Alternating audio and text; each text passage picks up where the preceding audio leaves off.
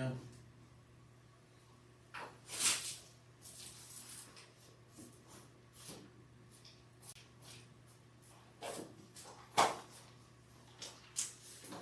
Peace, everyone. Peace. Hello. Welcome to today's edition of our daily Bible reading. As always, I'm Khalil. I'm Xavier. And today we're going to be continuing our reading of Leviticus. We'll be starting today with Leviticus 17. Do you want to talk about what we read when we last left off about the unclean? So basically, it was a few different types of ways that you'll be pronounced unclean. We got the leprosy, skull, stuff that forms in your beard and your head. We also see that it can be a part of the house and a part of the garments, the clothes, and the process to get clean from that. So, which would be one bird for a burnt offering, one bird for a sin offering. He would take the blood, put it on the thumb, the ear, and the big toe on your right side. He would do the whole sacrifice for you, and that would make you clean again. That way you can go back into the camp and dwell amongst the people again. And then we got into Leviticus 16, which was the Day of Atonement. We went over how the Day of Atonement was a sacrifice that we did once a year behind the veil, and that was the one time that you can go behind the veil. Well, not even you. The high priest could go behind the veil and sacrifice. First, he sacrificed and makes atonement for himself and his family, and then he will make an atonement for all of the people and atone for the sins of all the people. And then we showed that, like Hebrews 10 tells you, that was a law that they did year by year, but it was a shadow of good things to come. So it was, the Day of Atonement was given to us really to represent something in the future. And that something or someone was Jesus, and how Jesus died for our sins. But not only did he die, he lived again and was resurrected 3 days and 3 nights later. And so we see that the Day of Atonement was really pointing to Jesus. And we kind of talked about that and things of that nature, but that's about where we left off. Yeah. Mm-hmm. So yeah, we could be continuing that with Leviticus 17. Yeah. But first, since today is February the 20th, we will be doing our daily Proverbs first, and that would be Proverbs 20.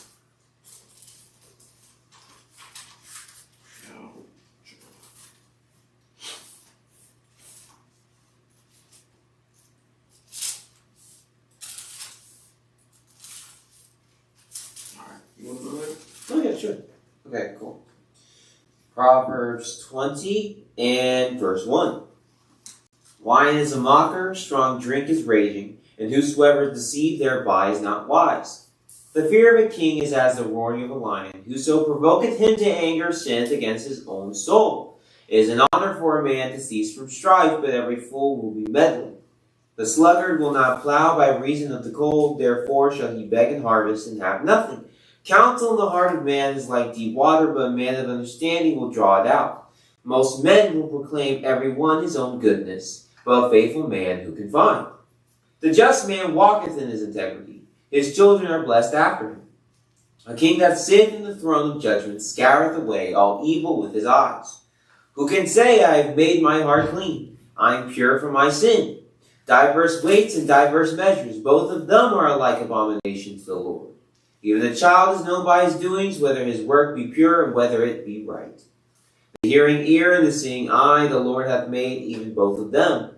Love not sleep, lest thou come to poverty. Open thine eyes, and thou shalt be satisfied with bread. It is not, saith the buyer, but when he is gone his way, then he boasteth. There is gold in a multitude of rubies, but the lips of knowledge are a precious jewel. Take his garment that is surety for a stranger, and take a pledge of him for a strange woman. Bread deceit is sweet to a man, but afterwards his mouth shall be filled with gravel.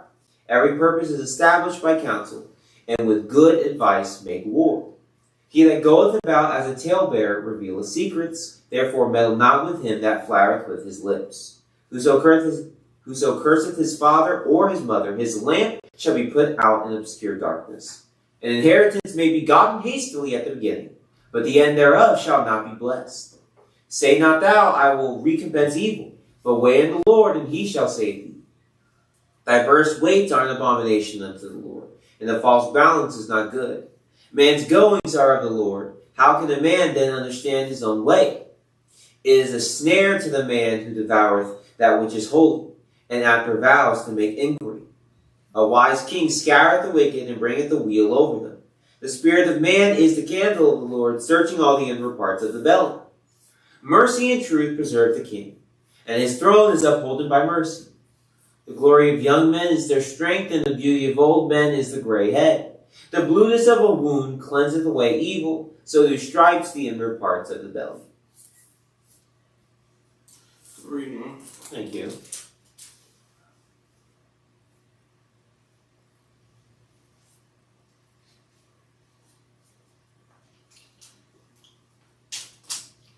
Yeah, the reading. I like verse 4. Because, like verse 4, the sluggard will not plow by reason of the cold. Therefore shall he beg and harvest and have nothing. So oftentimes in agriculture, right, you would plant at a specific time. And of course, when spring comes, that's pretty much when you see the, you reap what you sow, right? So in this case, he's like the sluggard. The lazy person isn't going to put in the work when it's time to put in the work. And then when everybody else is harvesting and they're reaping what they already, reaping from the work that they've already put in months ago, he's going to be the sluggard. The lazy person is going to be begging in harvest. And he's not going to have anything. Why? Because he failed to do the work. When it came time to do the work, the work needed to be done, he failed to do it. And I just feel like that's good for, everyone. Like, especially things like pushing off stuff for tomorrow. Like the book of James tells us, like, man's life is like a vapor. Here 1 second and then gone later. Like, we don't know how much time we have. So especially spiritually, we need to be working now, building now, increasing our knowledge, understanding, wisdom. That way, when the time comes, we can be rich. You know what I mean? Yeah. Seek the Lord while he may be found. And that's James 4 you're talking about with the vapor. With the life being a vapor. Mm-hmm. But, yeah.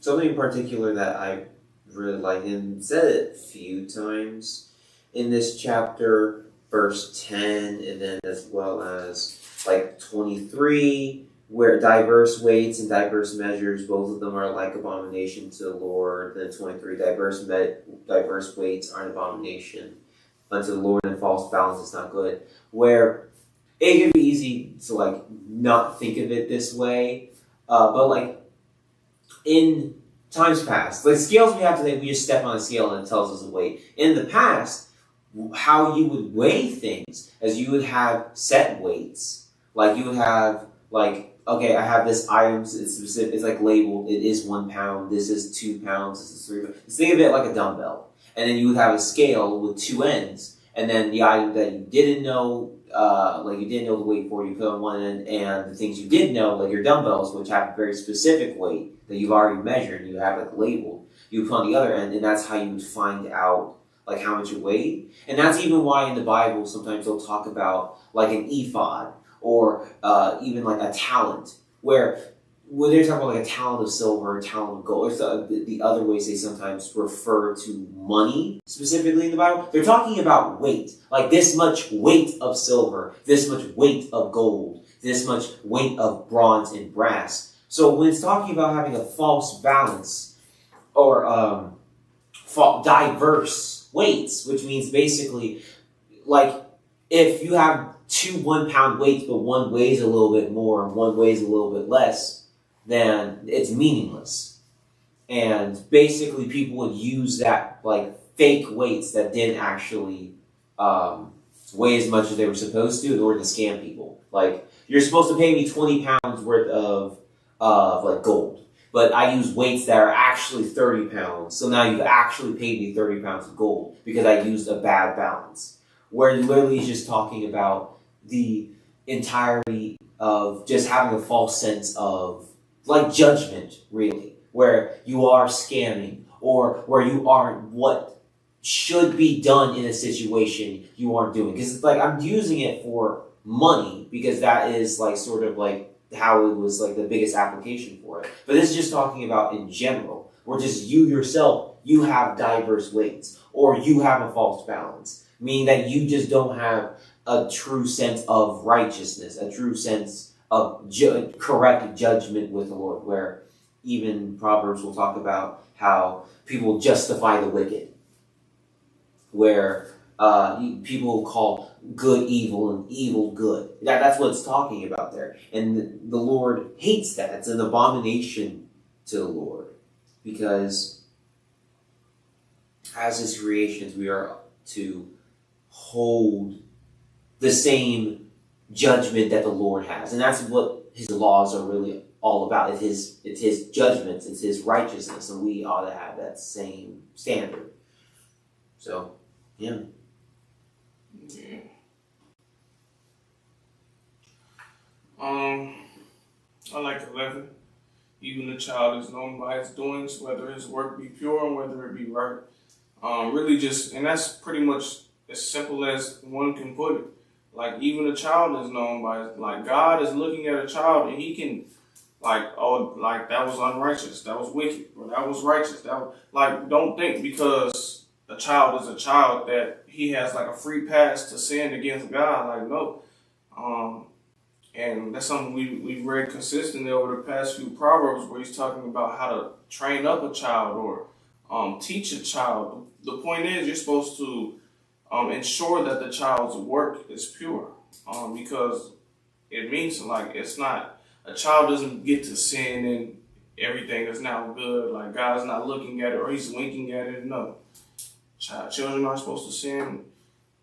Parents aren't supposed to sin. People aren't supposed to sin, regardless of the age, right? So I just like that. Like, God is recognizing a child's doings. Mm-hmm. Yeah. And then just real quickly, verse 22. Don't recompense evil, but wait on the Lord, and He will save thee. Like, turn the other cheek. Like, don't plot and scheme. You'll get back. Let the Lord handle it. He'll take care of you. We've seen that with the whole story of Joseph in the late chapters of Genesis. Mm-hmm. Yeah.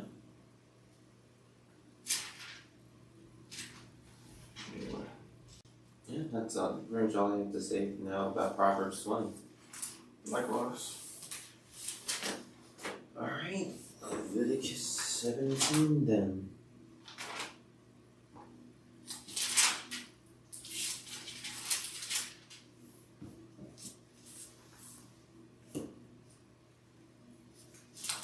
Chapter 17, you ready? Yep. Verse 1. And the Lord spake unto Moses, saying, Speak unto Aaron, and unto his sons, and unto all the children of Israel, and say unto them, This is the thing which the Lord hath commanded, saying, What man soever there be of the house of Israel, that killeth an ox, or lamb, or goat in the camp, or that killeth it out of the camp, and bringeth it not unto the door of the tabernacle of the congregation, to offer an offering unto the Lord before the tabernacle of the Lord, blood shall be imputed unto that man. He hath shed blood, and that man shall be cut off from among his people, to the end that the children of Israel may bring their sacrifices, which they offer in the open field, even that they may bring them unto the Lord, unto the door of the tabernacle of the congregation, unto the priest, and offer them for a peace offering unto the Lord. And the priest shall sprinkle the blood upon the altar of the Lord at the door of the tabernacle of the congregation, and burn the fat for a sweet savor unto the Lord. And they shall no more offer their sacrifices unto devils, after whom they have gone a whoring. This shall be a statute forever unto them throughout their generations.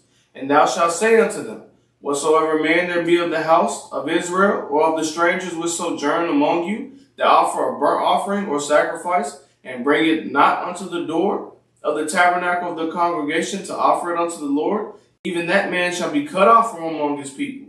And whatsoever man there be of the house of Israel, or of the strangers that sojourn among you, that eateth any manner of blood, I will even set my face against that soul that eateth blood, and will cut him off from among his people. For the life of the flesh is in the blood, And I have given it to you upon the altar to make an atonement for your souls. For it is the blood that maketh an atonement for your souls. Therefore I said unto the children of Israel, no soul of you shall eat blood, neither shall any stranger that sojourneth among you eat blood. And whatsoever man there be of the children of Israel, or of the strangers that sojourn among you, which hunteth and catcheth any beast or fowl that may be eaten, he shall pour out the blood thereof and cover it with dust. For it is the life of all flesh. The blood of it is for the life thereof. Therefore I said unto the children of Israel, ye shall eat the blood of no manner of flesh, for the life of all flesh is the blood thereof. Whosoever eateth it shall be cut off. And every soul that eateth that which died of itself, or that which was torn with beast, whether it be one of your own country or a stranger, he shall both wash his clothes and bathe himself in water, and he shall be unclean until the even, then shall he be clean. But if he wash them not, nor bathe his flesh, then shall he bear his iniquity. Yeah.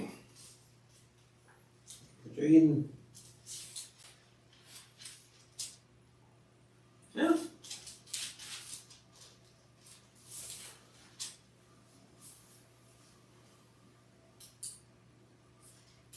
This chapter digs into, we've read it before. It's said it before. I think it's Leviticus 4 where it talks about don't eat the blood, it's the life thereof. But this chapter goes real into it. And it even brings back the mention of atonement. Like it's the blood that makes an atonement.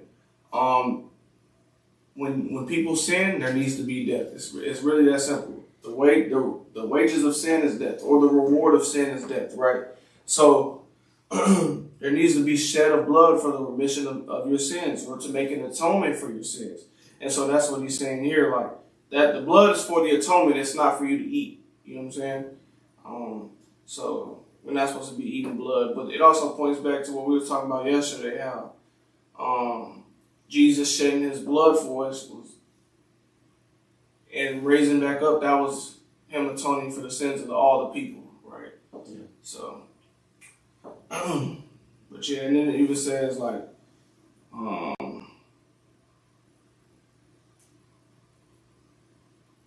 for the, verse 13 where it talks about if you hunt and catch your food. So this just really like, he's giving you ordinances here. Which is like when you catch and eat your food, not only are you supposed to eat what's clean, but drain the blood out too. Don't eat the blood. So yeah, but that's pretty much what that's saying. Yeah, because even it's opening up the chapter about like like hunting is different. Like you even like just pointed out, like at the end where they like hunt the animal, then they have to just pour out the blood and then just cover it in dust. But when they had just like their own cattle, like you can think of it just like a path, the same way we keep livestock, like sheep and like cows now, where they had to give a piece to the Lord when they killed it, to like eat of it. And like we read, like you have to give like the fat of it, you have to give like the caul, the kidney, like pretty much all the same stuff that we've seen in just like the regular like offerings or the like burnt offerings, the same stuff they would like take out from the insides and they would like burn upon the altar and give to the Lord is the same stuff for the most part that you had to give to the Lord whenever you killed your beast to eat. But I only really bring it all up for the point that, and it kind of goes back to tithing, is that you're supposed to always give a piece to the Lord. Where tithing, like, it's not even about, like, the money. It's about, well, you have to give to the Lord. Like, you have to give him, like, at the very least, like, the 10%, like, a 10%, right? You have to at least give him a 10th, right? Where even here, like, the Lord has given you this cattle, you have to at least be willing to give him this. And that even goes for us now in the lives that we live. Where, granted, we may not have cattle that we are owning and then slaying most of the time, but we should still be dedicating at least a portion of our time to the Lord. Because, I mean, even then, the book says to meditate in his law day and night, because it really should always be in your mind, and be in your spirit, be in your actions. But we should always at least understand and know we have to give the Lord time. We have to give the Lord something of all that we do, right? But, yeah. And I just want to make sure it's clear. You still today need to be giving your 10% to the Lord. Oh, yeah, it's the tithes. Like, it's not like he's right. He's right. Everything he said was right. I just don't want it to be like, oh, I can give my time instead of my time. And times, yeah. Like, when I say tithe, like tithes of your time. The same way you give tithes of your money. Yeah. That's not the end of the matter. You should also be giving your time as well. Where it's in the same thing. The same way you did. Like, it's not about money is the point. Like, you tithe of all. Mm-hmm. But, yeah. Yeah, that's all I gotta say about 17. Yeah. Chapter 18. Yeah. Leviticus 18 and verse 1. And the Lord spake unto Moses, saying, Speak unto the children of Israel, and say unto them, I am the Lord your God. After the doings of the land of Egypt, wherein ye dwelt, shall ye not do. And after the doings of the land of Canaan, whither I bring you, shall ye not do. Neither shall ye walk in their ordinances. Ye shall do my judgments, and keep my ordinances to walk therein. I am the Lord your God. Ye shall therefore keep my statutes and my judgments, which if a man do, he shall live in them. I am the Lord. None of you shall approach to any that is near kin to him, to uncover their nakedness. I am the Lord. The nakedness of thy father or the nakedness of thy mother shalt thou not uncover. She is thy mother. Thou shalt not uncover her nakedness. The nakedness of thy father's wife shalt thou not uncover. It is thy father's nakedness. The nakedness of thy sister, the daughter of thy father, or the daughter of thy mother, whether she be born at home or born abroad, even their nakedness thou shalt not uncover. The nakedness of thy son's daughter or of thy daughter's daughter, even their nakedness thou shalt not uncover, for theirs is thine own nakedness. The nakedness of thy father's wife's daughter, begotten of thy father, she is thy sister. Thou shalt not uncover her nakedness. Thou shalt not uncover the nakedness of thy father's sister. She is thy father's near kinswoman. Thou shalt not uncover the nakedness of thy mother's sister, for she is thy mother's near kinswoman. Thou shalt not uncover the nakedness of thy father's brother. Thou shalt not approach to his wife. She is thine aunt. Thou shalt not uncover the nakedness of thy daughter-in-law. She is thy son's wife.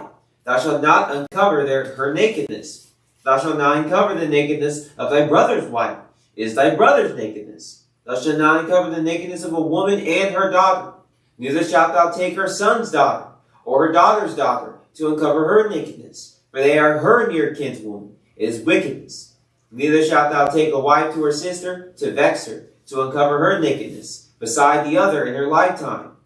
Also thou shalt not approach unto a woman to uncover her nakedness, as long as she is put apart for her uncleanness. Moreover, thou shalt not lie carnally with thy neighbor's wife, to defile thyself with her. And thou shalt not let any of thy seed pass through the fire to Molech. Neither shalt thou profane the name of thy God. I am the Lord. Thou shalt not lie with mankind as with womankind is abomination. Neither shalt thou lie with any beast to defile thyself therewith. Neither shall any woman stand before a beast to lie down thereto. It is confusion. Defile not ye yourselves in any of these things, for in all these the nations are defiled, which I cast out before you. And the land is defiled, therefore I do visit the iniquity thereof upon it. And the land itself vomiteth out her inhabitants. Ye shall therefore keep my statutes and my judgments, and shall not commit any of these abominations, neither any of your own nation, nor any stranger that sojourneth among you. For all these abominations have the men of the land done, which were before you, and the land is defiled. That the land spew not you out also, when ye defile them, as it spewed out the nations that were before you. For whosoever shall commit any of these abominations, even the souls that commit them, shall be cut off from among their people. Therefore shall ye keep mine ordinance, that ye commit not any one of these abominable customs, which were committed before you, and that ye defile not yourselves therein. I am the Lord your God. All right, Leviticus 19. What's that? 18. Leviticus 18. Mm-hmm. That's right there. Yeah.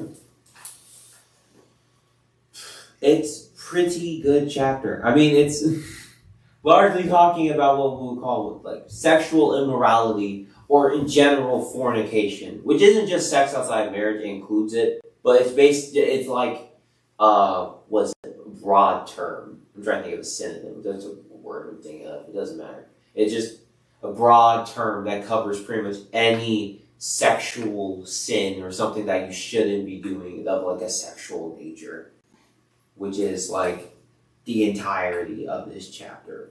Because that's what it, uncover the nakedness of so-and-so. It's not just saying you literally see the naked, which you shouldn't like be doing anyway. But like even like we see the example of like Noah and like Ham, and like he wasn't killed just because he saw his father. He wasn't killed regardless. But I'm saying that it's here in like even law, it's like talking about cutting someone off of his people, which means to kill. But he wasn't punished or killed because he saw his father naked. He was, well, rather his son Canaan was punished because Ham made fun of his father because he saw his father naked, not because the act. And when it says uncovered nakedness, it means to like have sex with, is what it's really talking about. Yeah, and all of this is good, right? I don't really see too much. Like I don't think, and I'm going somewhere with this, but not for real. But I'm saying like, the nakedness of thy father's wife thou shalt not uncover. It is thy father's nakedness, right? So that's not your mother. In today's term, we would probably call it a stepmother, but it's really, he can have an additional wife. Like, let's use Isaac as an example. If Isaac was to lay with Keturah, you know what I'm saying? That's Abraham. No. Yeah, his father, Abraham's wife, to uncover her nakedness. He would be wrong in that moment.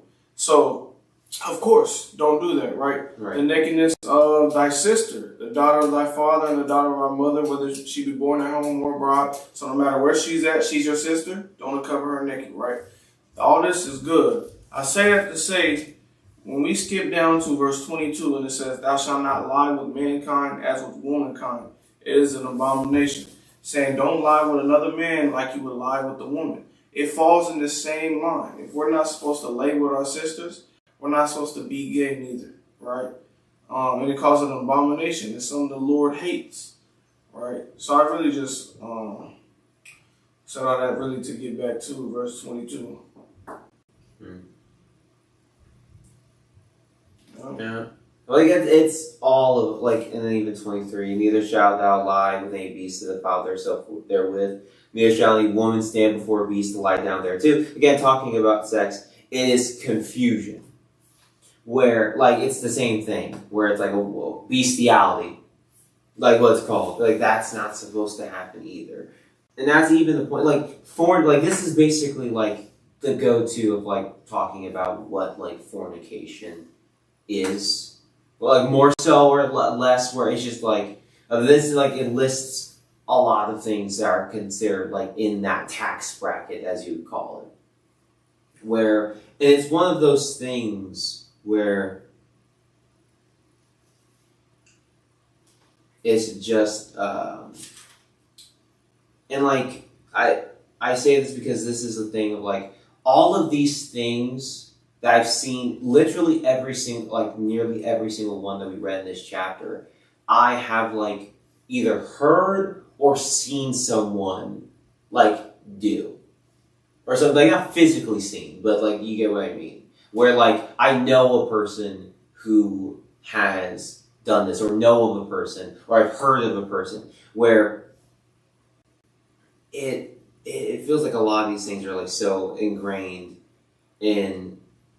Like even the thing of like where was it?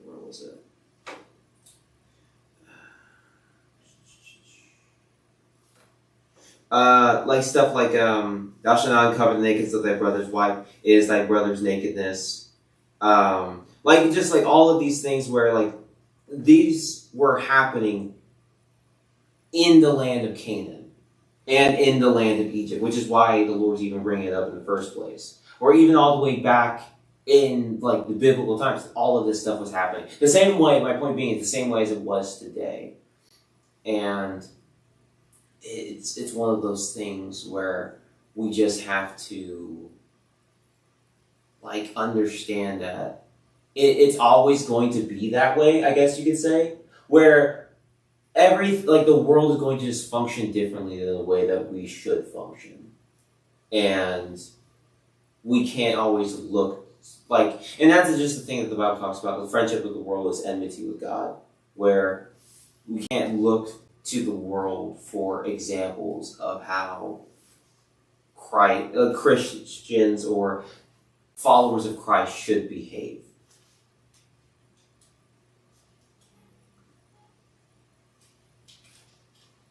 Yeah.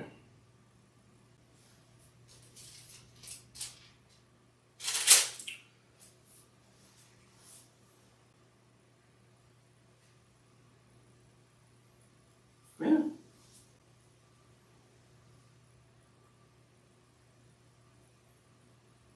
That's all I have to say about chapter 18.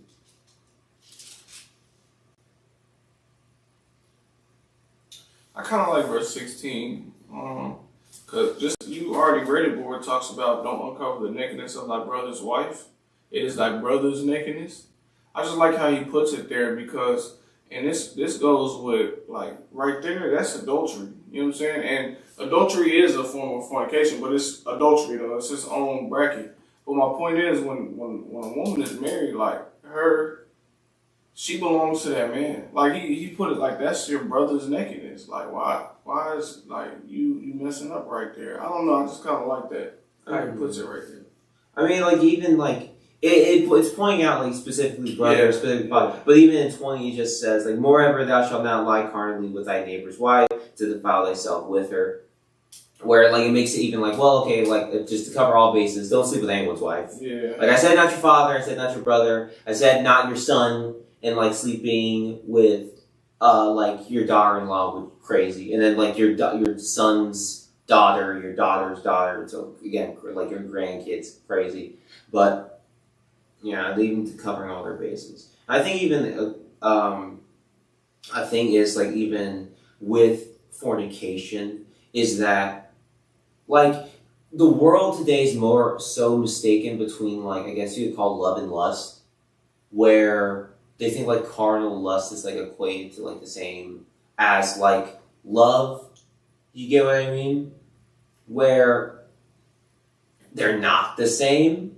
Like, this would be example of more lust. Like, love is, like, an action. In the sense of, like, well, we see how love behaves. We see how, like, the love of God is. And that's, like, John 14:15. If you love me, keep my commandments. For God so loved the world. Was that Matthew, like, 3? For God's, what was that, 5? For God so, it's 3? Okay, I thought so. Yeah. For God so loved the world, he gave his only begotten Son. Right? Where, like, that's love. Lust is just, like, our desire. Right? And the thing is, everyone has a desire towards something, but our desires, what we lust after, can be sins. And that goes for, like, the things here, as well as pretty much all the law that we've read so far. And it's up to all of us to, and, like, fornication is the biggest, like, it's pretty much the easiest example, like, from things in the Bible pointing to the real world, simply because, like sexual stuff is still called lust, so it's just like a one-to-one. But we should all be controlling our lusts in the same way, to where we don't allow our desires to cause us to sin. Like, within anything in this chapter, or anything before, or anything after that we'll, like, continue to read. Yeah. Because it's lust is more than just in this chapter, but even the things in this chapter, like, we can't allow our desire for these things to influence our behaviors. And I would go an even step further. Like,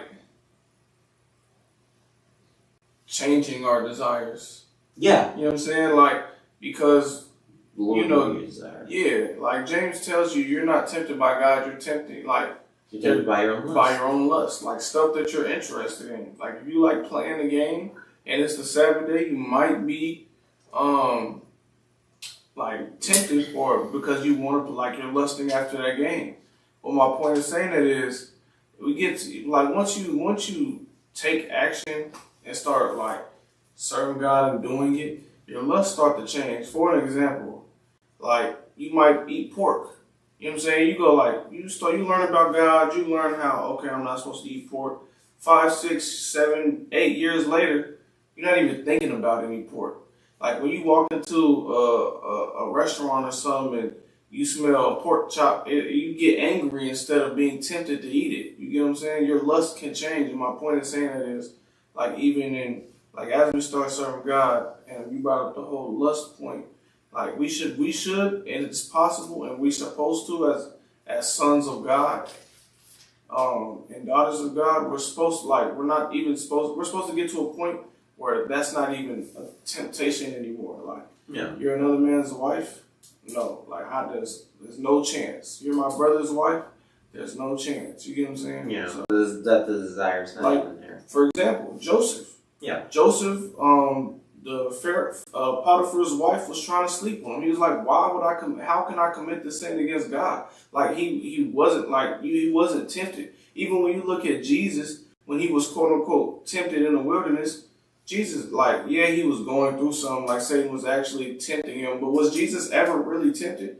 You think he was standing up there like, dang, all the world does look good, so I can get all that? Like Jesus, it wasn't even a second thought. Like, no. You get what I'm saying? Yeah. So it's possible for us to get to that point too. We just gotta stay in our book and stay strengthening ourselves, you know?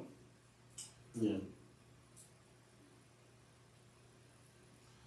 Yeah, but that's all I have to say. Yeah. Same thing. So, chapter 19, and verse 1. And the Lord spake unto Moses, saying, Speak unto the congregation of the children of Israel, and say unto them, Ye shall be holy, for I, the Lord, your God, am holy. Ye shall fear every man his mother and his father, and keep my Sabbaths. I am the Lord your God.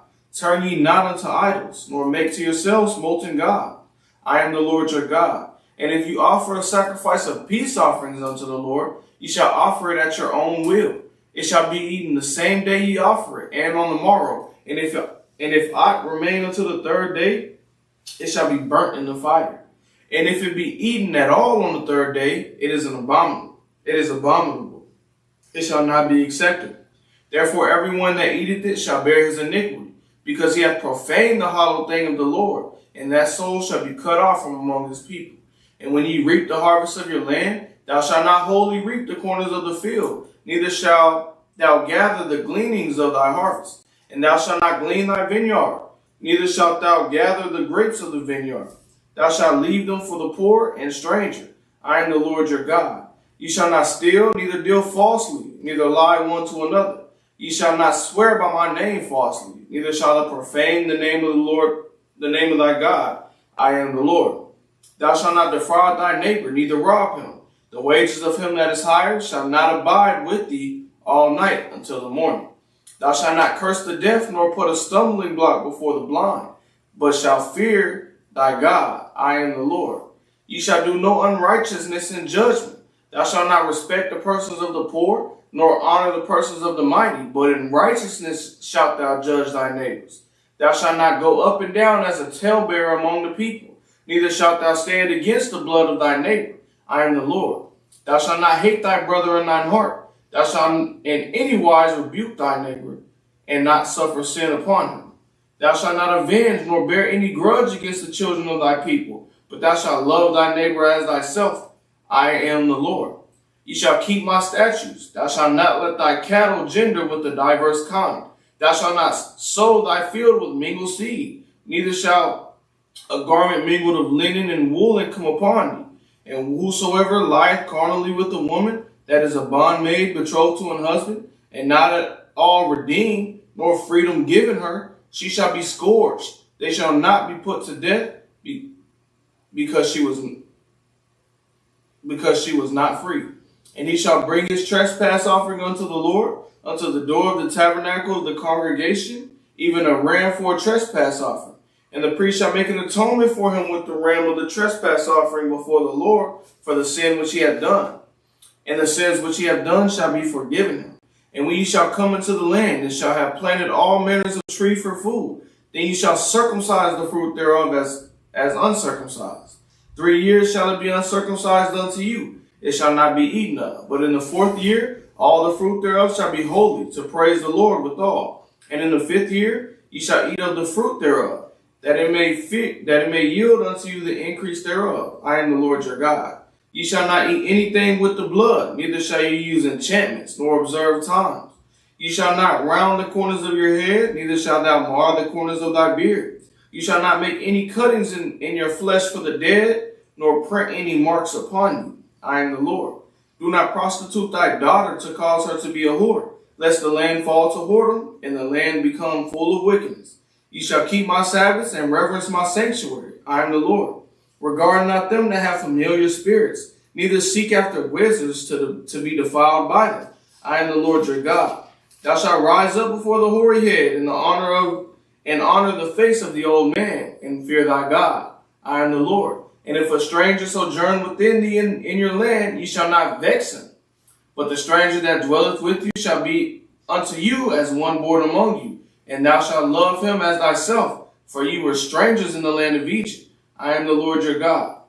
Ye shall do no unrighteousness in judgment, in meat yard, in weight, or in measure. Just balances, just weights, a just ephah, and a just hand shall ye have. I am the Lord your God, which brought you out of the land of Egypt. Therefore shall ye observe all my statutes and do all my judgments.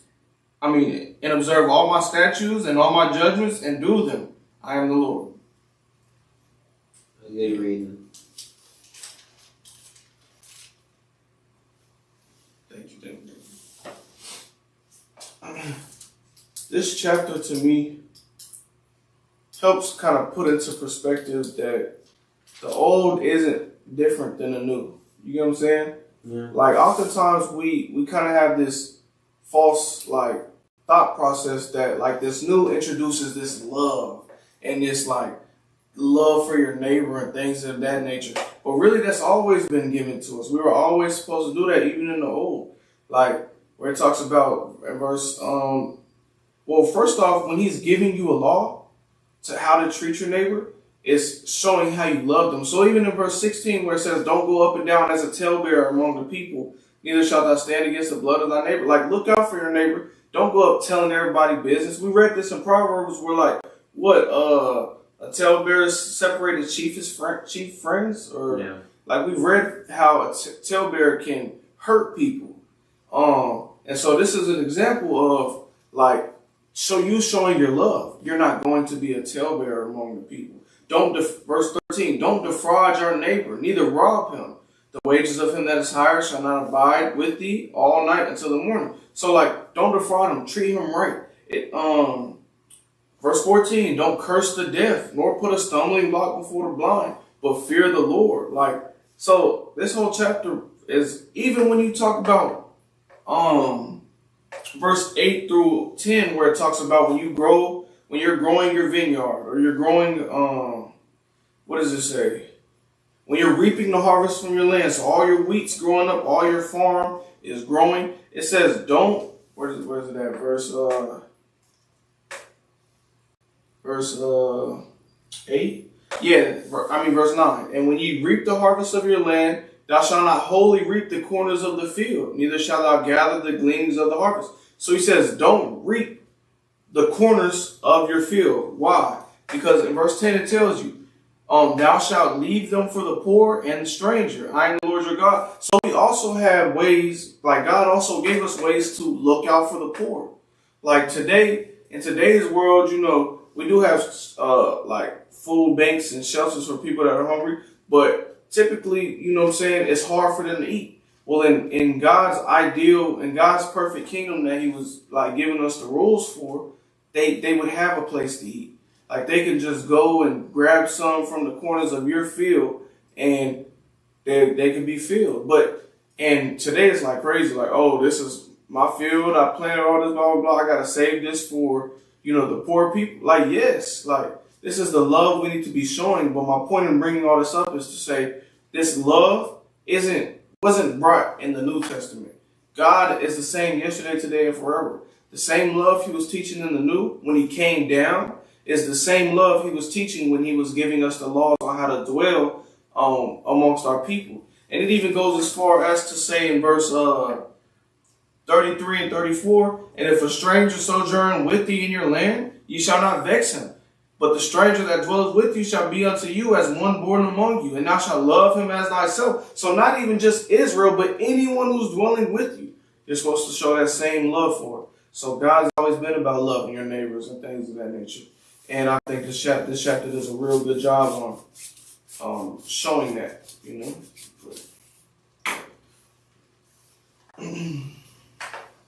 Yeah. Mm-hmm. Yeah.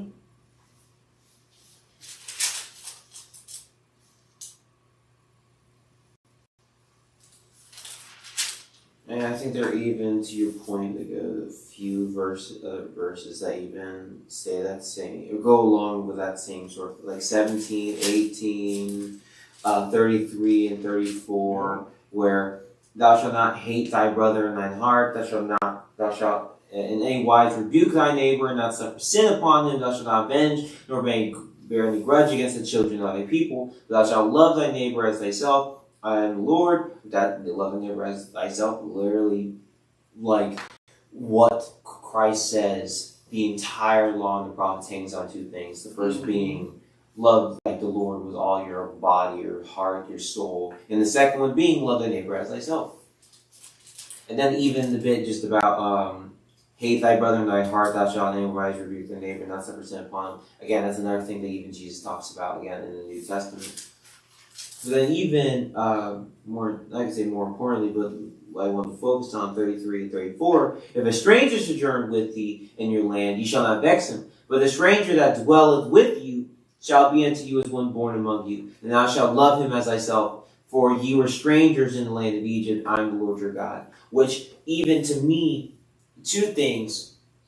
It goes to, it reminds me of the parable of what we call the Good Samaritan, where if you remember, the parable starts out with Jesus being, Jesus telling, I believe, the people, saying, hey, love thy neighbor as thyself, right? And then the Pharisees, I think it was, asking him, well, Lord, who is my neighbor? And then he described the parable of the Good Samaritan, where you're like, dude falls in the way, like an Israelite comes up, a Levite comes up, I think then like a priest, that no one helps him, the Samaritan comes and he helps him. It's like, well, who was more neighborly to him? And it was like, oh, well, it was the Samaritan. Mm-hmm. And the Samaritan was like not an Israelite, in other words. But he's like, well, yeah. So he's like, okay, so you should do the same. And really even the point there was, a neighbor is everyone and anyone. Or even it's in like the Old Testament reiterating the same thing. Because sometimes even people will try to say that the Old Testament like encouraged like almost racism sometimes, where they'll be like, oh, like God's told them to stay away from these people. That's because God doesn't like races mixing or whatever. But God doesn't care about that. The reason he said that was because you guys serve me and then they serve other gods. That was the whole issue. It has nothing to do that they were another race of people. Yeah. And like it's very clear when you look at here, he's like, well, whoever dwells among you, because whoever's dwelling among you is serving me. Treat them like anybody else. Don't treat the stranger worse than everybody because like it's all you here. Like, and even in another place, oh shoot, I can't remember, it was the end of Exodus or Leviticus, where he specifically talks about the strangers. He says, hey, be kind to the stranger because you were strangers in Egypt. He says that very specifically. What is that? Mm-hmm. What is that? I thought you were going to, but you went past it, so I don't think you are. My bad, I was just... But I don't remember. It was like late Exodus, early Leviticus. Like we have read it at this point, but all to the same point. And that's even the same with us today. Whether black, white, Hispanic, Asian, Pacific Islander, whatever we may be, whatever race we are, that should not be a reason to justify hate or treat one another differently. It's just not. That's not the... It was never the point of what God was saying in really anything. Right. So, and that's even what the Romans says. So, like, who is our neighbor? Our neighbor is everyone. Corroborated both the New Testament and the Old. Yeah. And then even, like, 36. Just balances and just weights. A just ephah. Same thing we talked about back in Proverbs. Where we have to have good and right judgment. We can't basically be biased, is what it's talking about. where we can't justify one thing and not justify the other, be hypocrites, so like the Pharisees, so on and so forth. We have to have the right and good judgment of the Lord. But yeah, that's even 35, the same thing. But yeah, that's all I got to say about 19. I do just want to put out that, it says, 31 and 26, where it talks about enchantment and witches and familiar spirits. Just really wanted to throw that out there. They're real. You know what I'm saying? They can be fake. It could be someone just lying to you, but there is chance that they can't. Satan holds power in this world. We can't pretend that's not true. And we also see an example with Saul in 1 Samuel, where he went to a wizard and this depiction of Samuel came up. Obviously, it wasn't really Samuel because Samuel was dead. But the point is, at some point, the point is stay away from them, right? Don't regard them and don't be defiled by them. I just wanted to throw that out there. But really, I like verse 3 and verse 30. There's 2 times God mentions to keep his Sabbaths.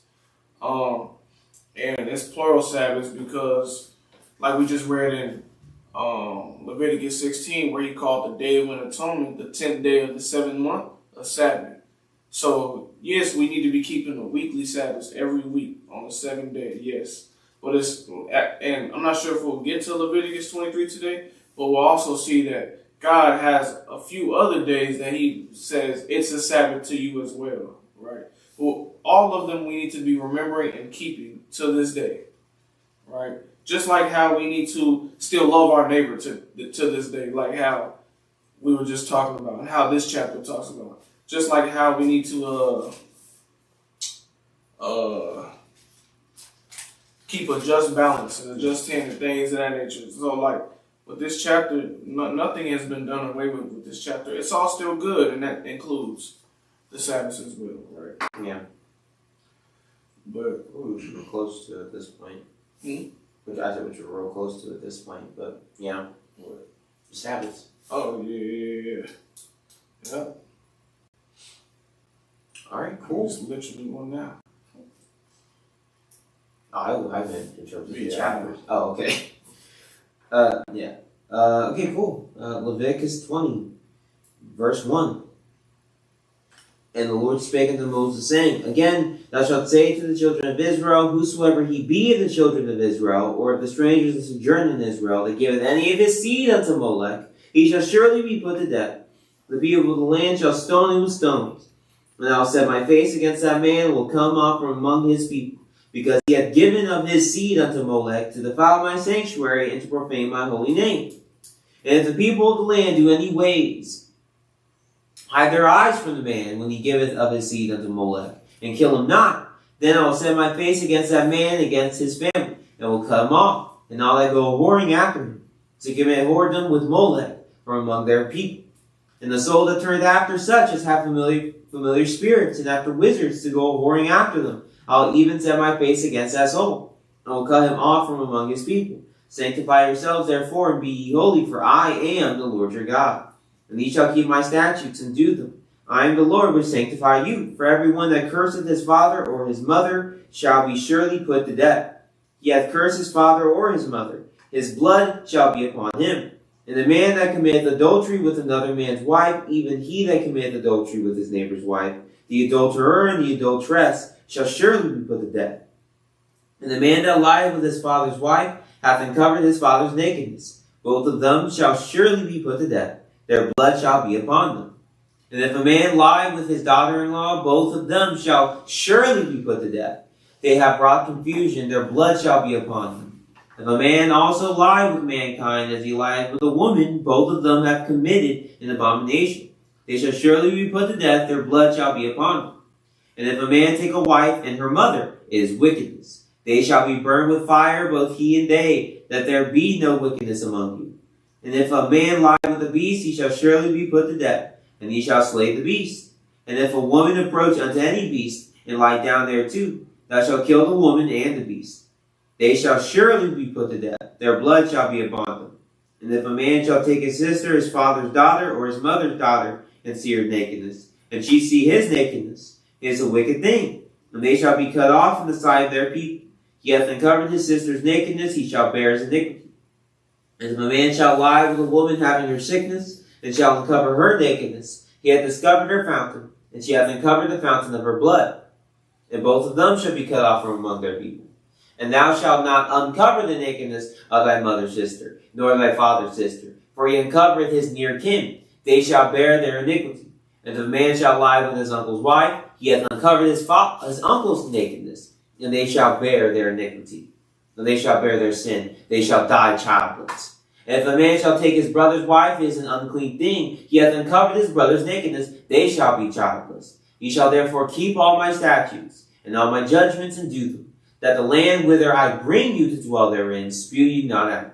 And ye shall not walk in the manners of the nation, which I cast out before you. For they committed all these things, and therefore I abhorred them. But I have said unto you, ye shall inherit their land, and I will give it unto you to possess it, a land that flows with milk and honey. I am the Lord your God, which have separated you from other people.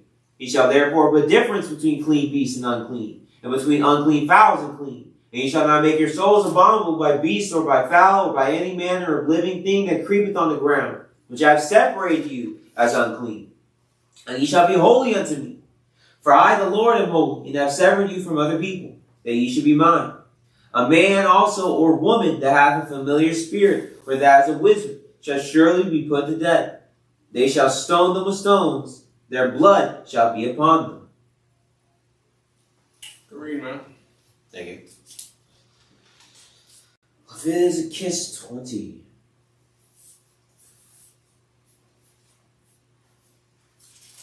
It's a pretty good review chapter where it covers pretty much everything we've read in the last two chapters for the most part. It even goes back to Leviticus 11 with like verse 25. You shall therefore put the difference between clean beasts and unclean, between unclean fowls and clean. You shall not make your souls abominable by beast or by fowl or any manner of living thing that creepeth on the ground. Where he's acknowledging again, like, hey, I have said, the same way he talked about in Leviticus 11, I've said difference between these things. I've told you what's good to eat. I told you what's not good to eat. Don't defile yourselves or make yourselves abominable by defiling yourself therewith. Which is like, even if you're talking about like, oh, what does it mean by make abominable? That's what even like all of these verses just before have made abundantly clear. Like verse 19 or verse 17, where like thou shalt not cover the nakedness of thy mother's sister, nor thy father's sister, for he covered his near kin, they shall bear their iniquity. Or there's another one, but just to the point where like that abomination is talking about like your sin, you're making yourself abominable, or even like we read in like 18, where he said all these things are an abomination. Where he's talking about what? Sin. Where it's the same thing. But yeah. I like verse 7 and 8 and verse 26. Like before we even read those though, I want to go back to chapter 19. And chapter 19 and verse 2, it says, speak unto the congregation of the children of Israel, and say unto them, ye shall be holy, for I, the Lord your God, am holy. Right? And then when we get to chapter 20 and verse 7, it says, sanctify yourselves therefore, and be ye holy, for I am the Lord your God. And you shall keep my statutes and do them. I am the Lord which sanctify you. But the first thing he said was you need to sanctify yourself. Or sanctify meaning separate yourself. So we need to separate ourselves from what? From the world, from the ways of the world. Even for like the children of Israel, they needed to separate themselves from the ways of Egypt that they've learned their whole life. Or the ways of Canaan. When we go into this new land, he's already told us in the last, what was it? In chapter 18, where he says, and even when you go into the land of Canaan, don't do what they're in there doing. Like, you need to separate yourself. And that goes for us in today's time. We need to be separated. We cannot be holy if we are a part of this world. It says the world is enmity with God. Like you can't serve God, serve man. Like you can't be on God's side and then be in the world as well, right? So we need to be separating ourselves from the ways of the world, from like the status of this world and everything. And you need to be holy. And then even with verse 26, and ye shall be holy unto me, for I the Lord am holy, and have severed you from other people that you should be mine. But he's like, I separated you guys from, and we've already talked about, he's not even really just speaking to Israel here. He's speaking to everyone that's in the land serving him, right? He's like, I've separated you from other people that you should be mine. And so the point is, he's not telling Israel, separate yourselves from every other nation. He's saying separate yourself from wickedness. From, like, you got to think in this time that everybody else doesn't know God. He's setting up Israel to then teach the rest of the world. So he's giving Israel the instructions, that way Israel can teach the rest of the world the instructions. But my point is, we need to be separating ourselves from the world. That's pretty much, we can't be holy and still be seeking, like, validation from the world. Like, it's impossible. And further to that point, just talking about, like, sanctify yourselves, therefore be holy, for I am the Lord your God. Where, sanctify, we were talking about a little bit before. Sanctify means to make yourself holy, or like set yourself apart, as like you talked about a little bit already. And that is like the purpose of the law, is to show you what makes you sanctified, what makes you holy. And that is like the thing of that, like if this is like your first time reading the law, this is the first time seeing seeing these things, and it like pricks you, or it's like, oh, well, that's like a thing I do, or like, well, like what's wrong with that? And like that's kind of the point, where we as man, we don't see what's wrong with that. That's why, like the Lord says, my ways are higher than your ways. Your righteousness is as filthy rags, and so on and so forth. Where at the end of the day, the Lord is God, right? The Lord's God, he's above us. His ways are higher, greater, harder to be understood than what we know and what we comprehend. Which is why he had to give the law to the people. He's like, I had to teach them. That's why he's even saying, sanctify yourselves, make yourselves holy. Because I have to teach you how to be holy. That's what the book is. That's what the Bible, that's what the Word of God is. It's the way to teach you how to do right. It's the way to teach you how to be holy. And that's even the thing, like I said, it may prick you and be like, well, that's something I do, or that's something I struggle with, or something of this sort. And that's like, yeah, that's all of us, because it's still the same point. Like everything I just said, we're all man and we're all sinful. That's like Romans 6. All have sinned and come short of the glory of God. We are all sinners, right? But the same way we talked about the just man falleth 7 times, but the wicked falleth into like iniquity. Mischief there. Yeah, falleth into mischief. Whereas all still to the point that it's the continual trying. It's the putting on the mind of Christ, as Romans and Corinthians talks a little bit about crucifying the flesh daily, where, like, yeah, like you're going to struggle, and yeah, you are going to make mistakes, and like even as Paul talks about, the sin that I would not do, that I do, but that which is good, that I would do, that I do not. Where that whole passage is literally talking about, I know what is good to do. I know the law of the Lord, yet I somehow still struggle to do it. And I still find myself making mistakes and committing sin against the Lord despite knowing better.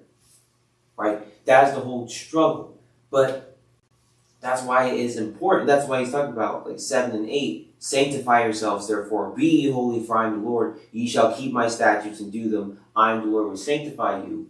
We need to continually, diligently sanctify ourselves in the Lord, which is why we always say, like, study, show yourself approved. Like, the scripture says it, but we repeat it so often. All scripture is good for knowledge, for proof. Because the Lord sanctifying you is through this word of God, which is why you have to continually read it and study it and have it and fill it within you. Fill yourself with the Spirit of God through reading this word. Because it is how you are sanctified, it is what teaches you to do the law, and it's what gives you the Spirit that makes keeping the law and serving the Lord that much easier. But, yeah. That's all I gotta say about Leviticus 20.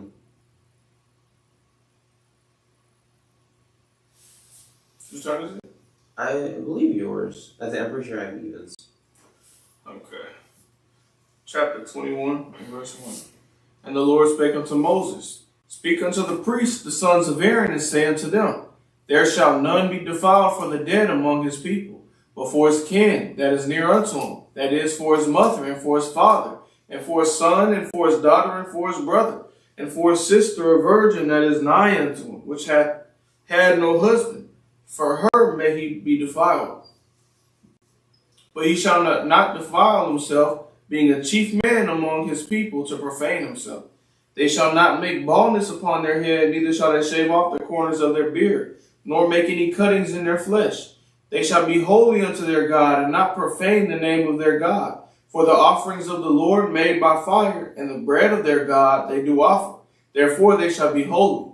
They shall not take a wife that is a whore or profane, neither shall they take a woman put away from her husband, for he is holy unto God. Thou shalt sanctify him therefore, for he offereth the bread of thy God. He shall be holy unto thee, for I am the Lord, which sanctify you, am holy. And the daughter of any priest, if she profane herself by playing the whore, she profaneth her father, she shall be burnt with fire. And he that is the high priest among his brethren, upon whose head the anointing oil was poured, and that is consecrated to put on the garments, shall not uncover his head, nor rend his clothes. Neither shall he go into any dead body, nor defile himself for his father or for his mother. Neither shall he go out of the sanctuary, nor profane the sanctuary of his God. For the crown of the anointing oil of his God is upon him. I am the Lord. And he shall take a wife in her virginity, a widow or divorced woman, or profane, or an harlot, these shall he not take. But he shall take a virgin of his own people to wife. Neither shall he profane his seed among his people. For I am the Lord, for I the Lord do sanctify him. And the Lord spake unto Moses, saying, Speak unto Aaron, saying, Whosoever he be of thy seed in their generations that hath any blemish, let him not approach to offer the bread of his God. For whatsoever man he be that hath a blemish, he shall not approach. A blind man, or a lame, or he that hath a flat nose, or anything superfluous, or a man that is broken-footed, or broken-handed, or crookback, or a dwarf, or that hath a blemish in his eye, or be scurvy or scabbed, or hath his stones broken. No man that have a blemish of the seed of Aaron the priest shall come nigh to offer the offerings of the Lord made by fire. He hath a blemish. He shall not come nigh to offer the bread of his God. He shall eat the bread of his God, both of the most holy and of the holy. Only he shall not go in unto the veil, nor come nigh unto the altar, because he hath a blemish, that he profane not my sanctuaries. For I the Lord do sanctify them. And Moses told it unto Aaron, and to his sons, and unto all the children of the priests. The end. Reading.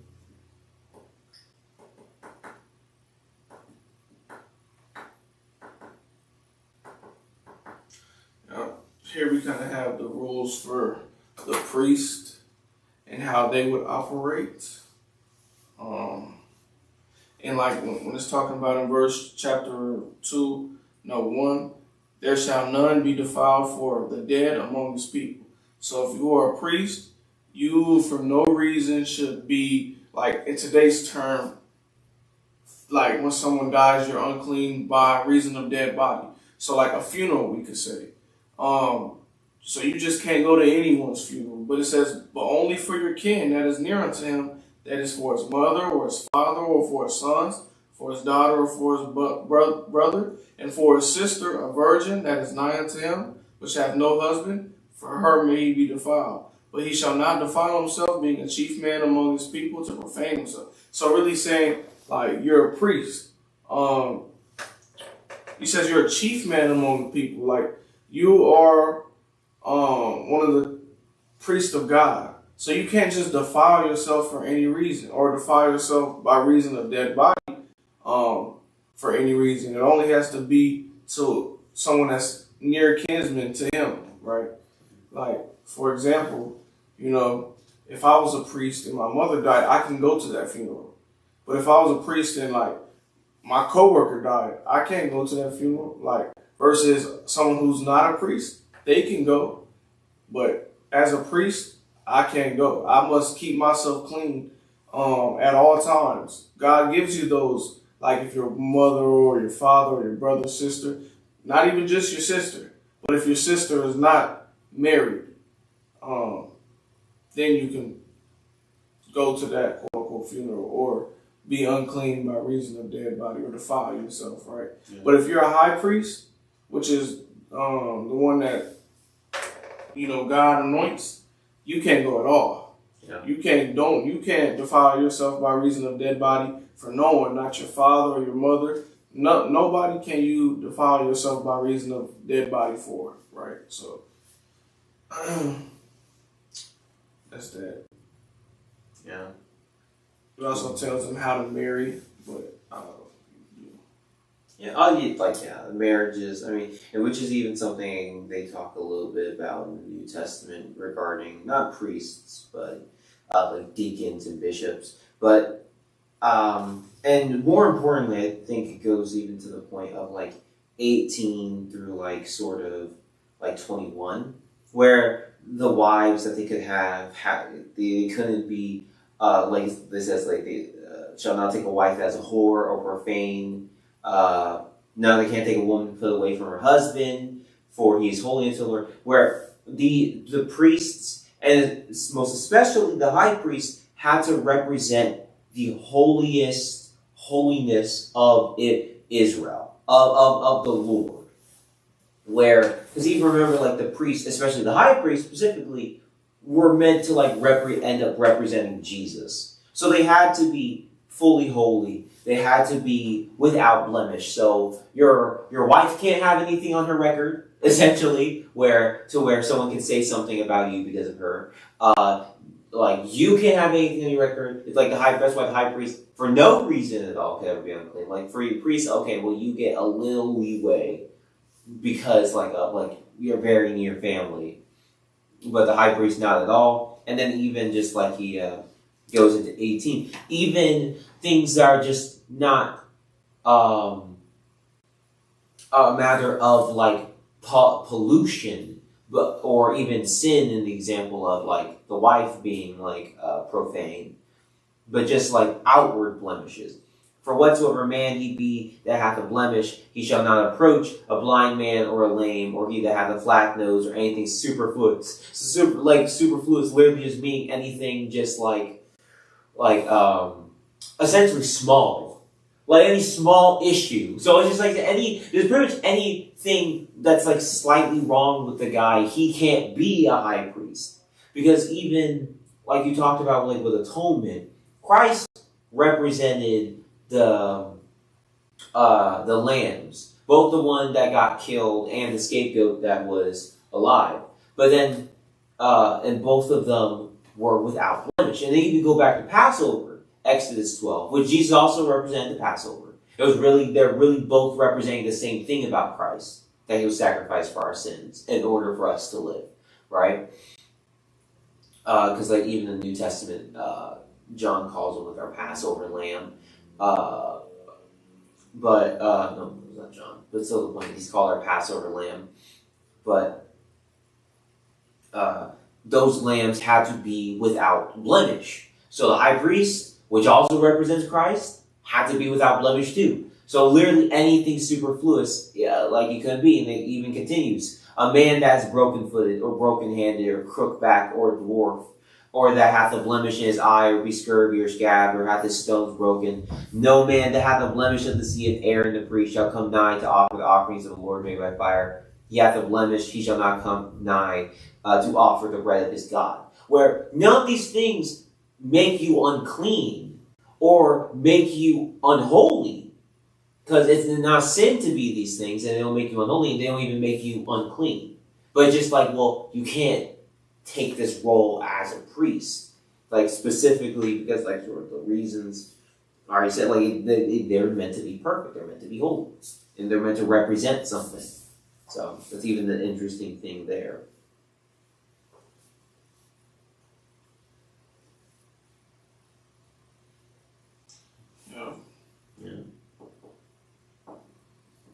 Yeah.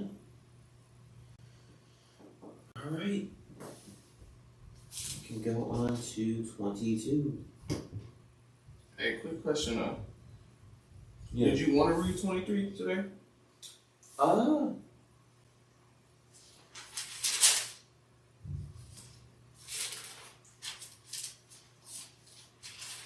mean, would you like to try to? Well, it's not even about like, I'm talking about like, are we going to go over everyone? I mean, I believe we can go more in depth with certain ones in other places. I think we've talked about Passover a lot. I think we talked about atonement a bit. We can keep those fairly brief. The 7, like trumpets, 1 Corinthians 15, that can come up a lot more later. Pentecost, that comes up more with 25. What tabernacle, you know. So I think we can. It may just be like pull up the whiteboard just to make just to like write this is the day and so on and so forth. But it is a very deep specifics. I don't think so. All right, cool. Leviticus 22 and verse 1. And the Lord spake unto Moses, saying, Speak unto Aaron and to his sons, that they separate themselves from the holy things of the children of Israel, and that they profane not my holy name in those things which they hallow unto me. I am the Lord. Saying to them, Whosoever he be of all your seed among your generations, that goeth unto the holy things, which the children of Israel hallow unto the Lord, having his uncleanness upon him, that soul shall be cut off from my presence. I am the Lord. What man soever of the seed of Aaron is a leper, or hath a running issue, he shall not eat of the holy things until he be clean. And whoso toucheth anything that is unclean by the dead, or a man whose seed goeth from him, or whosoever toucheth any creeping thing, whereby he may be made unclean, or a man of whom he may take uncleanness, whatsoever uncleanness he hath, the soul which hath touched any such shall be unclean until even, and shall not eat of the holy things, unless he wash his flesh with water. And when the sun is down, he shall be clean, and shall afterward eat of the holy things, because it is his food. That which dieth of itself, or is torn with beasts, he shall not eat to defile himself therewith. I am the Lord. They shall therefore keep mine ordinance, lest they bear sin for it, and die therefore if they profane it. I, the Lord, do sanctify them. There shall no stranger eat of the holy thing, a sojourner of the priest, or an hired servant, shall not eat of the holy thing. But if the priest buy any soul with his money, he shall eat of it. And he that is born in his house, they shall eat of his meat. If the priest's daughter also be married unto a stranger, she may not eat of an offering of the holy things. But if the priest's daughter be a widow or divorced, and have no child, and is returned into her father's house, as in her youth, she shall eat of her father's meat, but there shall no stranger eat thereof. And if a man eat of the holy thing unwittingly, then he shall put the 5th part thereof unto it, and shall give it unto the priest with the holy thing. And they shall not profane the holy things of the children of Israel, which they offer unto the Lord, or suffer them to bear the iniquity of trespass when they eat their holy things. For I, the Lord, do sanctify them. And the Lord spake unto Moses, saying, Speak unto Aaron, and to his sons, and unto all the children of Israel, and saying to them, Whatsoever he be of the house of Israel, or of the strangers in Israel, thou wilt offer his oblation for all his vows, and for all his freewill offerings, which they will offer unto the Lord for a burnt offering.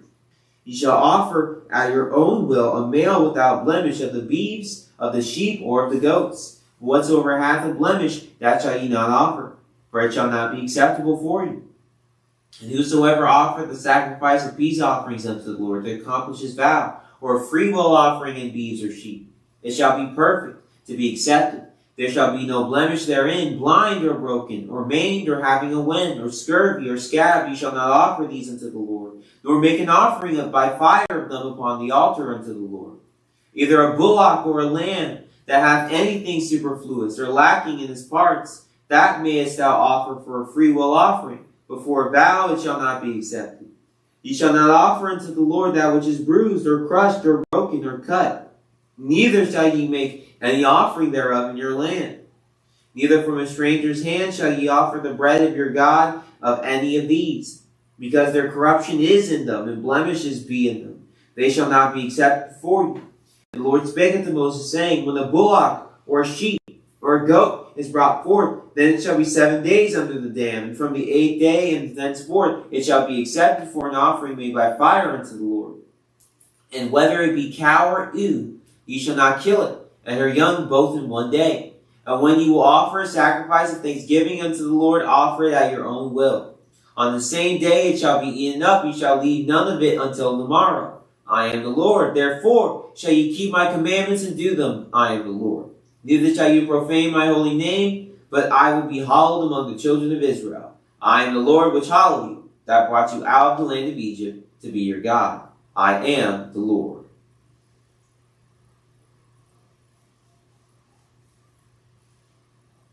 Good reading, man. Thank you. Leviticus 22.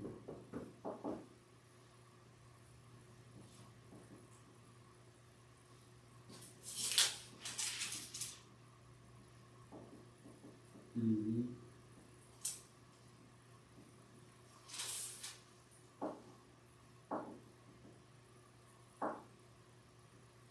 Yeah. So I feel like 22 does it's the same as a lot of the stuff that we've seen of the priest so far, but like just sort of the whole point of both the unclean and clean, like being unclean and clean, like the cleanliness. Even when we saw in like 21, where the priests had to be holy and they had to always be holy when they're doing the work. Just like they couldn't be profane, whether in like the superfluous way, or like superficial way, or in just like the uncleanness, where like if they couldn't take up the holy things, like if they had uncleanness upon them, or like verse 4, that if one of Aaron's seed is a leper or has a running issue, he shall not eat the holy things until he be clean. And then even talking about him getting cleansed, where like that the soul which hath touched any such shall be unclean until even shall not eat the holy things unless he washes flesh with water. And even here, it like goes back and like reiterates why all of that, like people who are unclean need to be away from the congregation until they are clean, so important, because the priests, when they were unclean, they couldn't do anything. Especially at this point where you only had 2 priests and Aaron, the high priest, where if you take one of them out of commission, it makes everything worse. But even in the future, it's still an issue if you start taking priests out of commission because they touched, like it explains here and what you saw before, if they touched something that was unclean, or they touched someone who was unclean, they're now unclean. And then they're taken out of commission for at least that day. Yeah.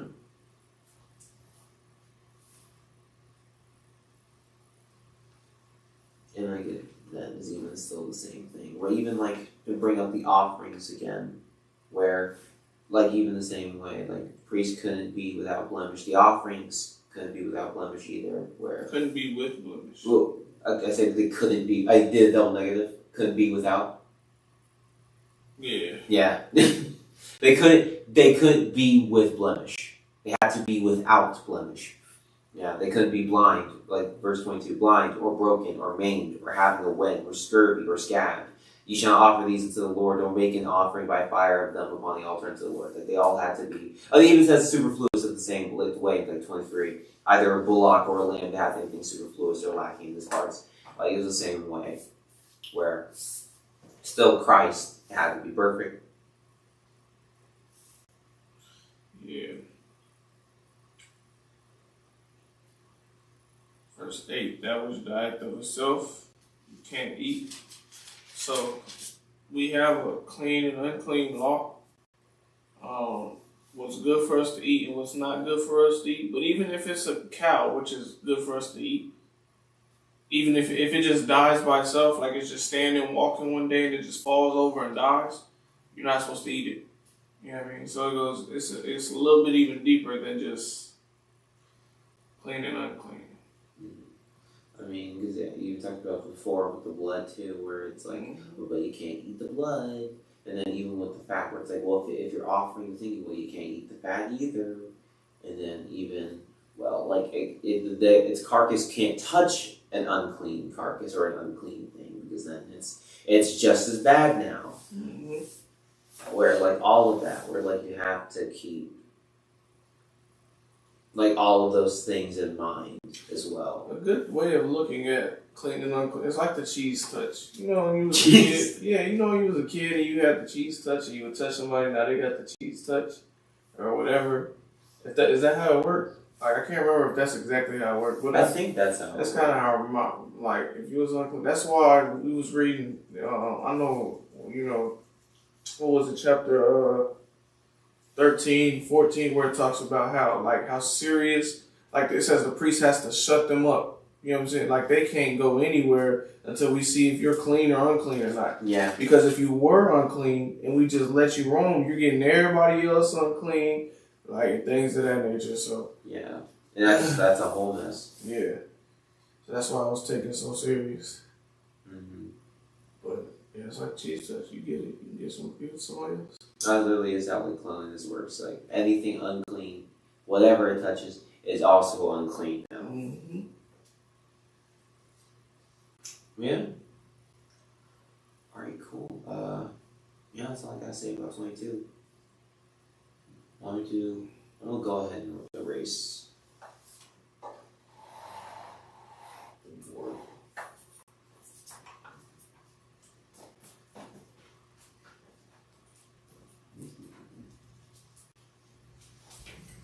Now we're going to get into chapter 23. And this is where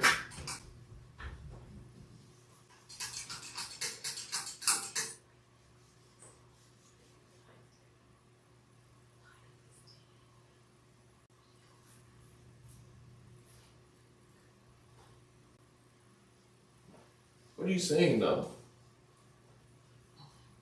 What are you saying?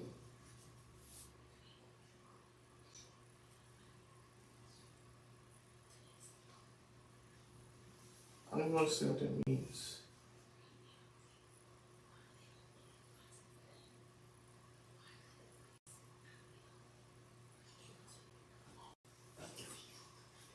And just to reiterate, I think it's here, why the uncleanliness was so important. Beautiful illustration of the tabernacle. I don't know how well the screen can see it. I'm gonna fix it. I can. Oh, it's better if you move it over to this side. This side I had it yesterday. Yeah. And like curve it. And then just like move the screen. That's incredibly smart of a thing to do. So, yeah. Let me know if I need to go up or. Okay, a little to the left and up.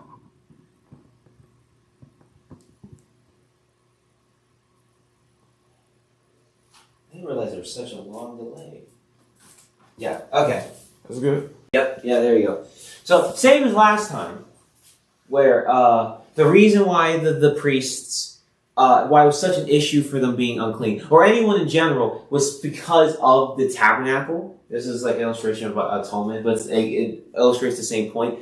Think of it the same way as when we read in Exodus, like Exodus 5, where Mount Sinai was holy ground, and Moses had to take off his shoes. Where the Lord dwelled was holy ground too. And that's where he dwelled, was the tabernacle. He dwelled specifically like on the mercy seat here, of what would be like the Ark of the Covenant, right? If you ever heard of that. Like, so it was just an ark that contained like the 10 Commandments, Aaron's rod, and like manna, just signs of like his covenant. And on top of it was a mercy seat in which the Lord would dwell. So that's why, like, in certain chapters up to this point in Leviticus and Exodus, they would say, like, the cloud was in or on top of the tabernacle. Or even they would sometimes say it sits on the mercy seat or on the Ark of the Covenant. So it's his Lord's presence. So this was holy ground. And because it was holy ground, the same way Moses couldn't have his shoes on, there are like certain rules. Because this place is special, because this place is sanctified, the same way we talked about how like the priests themselves have to be, right?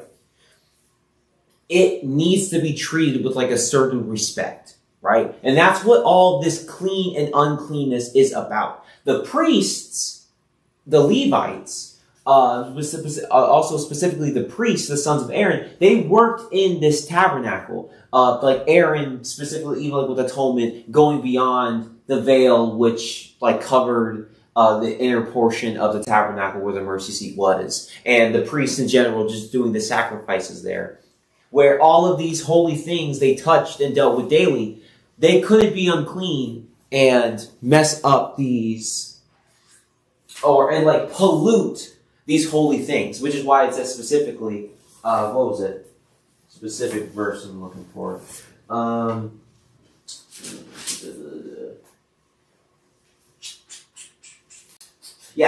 Verse 9. They shall therefore keep my ordinance, lest they bear sin for it and die thereof. If they profane it, I, the Lord, do sanctify. Profane what? He's talking about his tabernacle. He's talking about his holy things. He even says like holy things. Where was that verse? Just looked at it. There, 10. There shall no stranger eat of the holy thing. Literally the next verse. A sojourner of the priest or an hired servant shall not eat of the holy thing. Where still, like, these are all supposed to be sanctified holy things, so they couldn't just, like, treat this any kind of way. They needed to keep it sanctified, keep it clean. So they couldn't deal with it if they were unclean, because, like, we've sort of seen anything that is unclean, whatever it touches becomes unclean. That's why even the people, they had to work to keep them clean, because it's the same way it spreads amongst the people. The people would also come up to the tabernacle, which is why they said they couldn't come up to the tabernacle when they were unclean, because this is a special place. So all the clean and unclean stuff was not about sin in and of itself, but it was about we need to keep everything clean because this is a special area where nothing unclean can go. Which is why it says, even if you read, reading 22, it's not, the sons of Levi were not sinning in being unclean. They were sinning and eating of the holy things while they were unclean. Because that they now have profaned and messed up the things here. And that's even going back to 9. Therefore shall they keep my ordinance, lest they bear sin for it. So they're not going to bear sin for just being unclean, but they'll bear sin for messing with these holy things or messing with the tabernacle when they are unclean, because that's not what they're supposed to do. Yeah.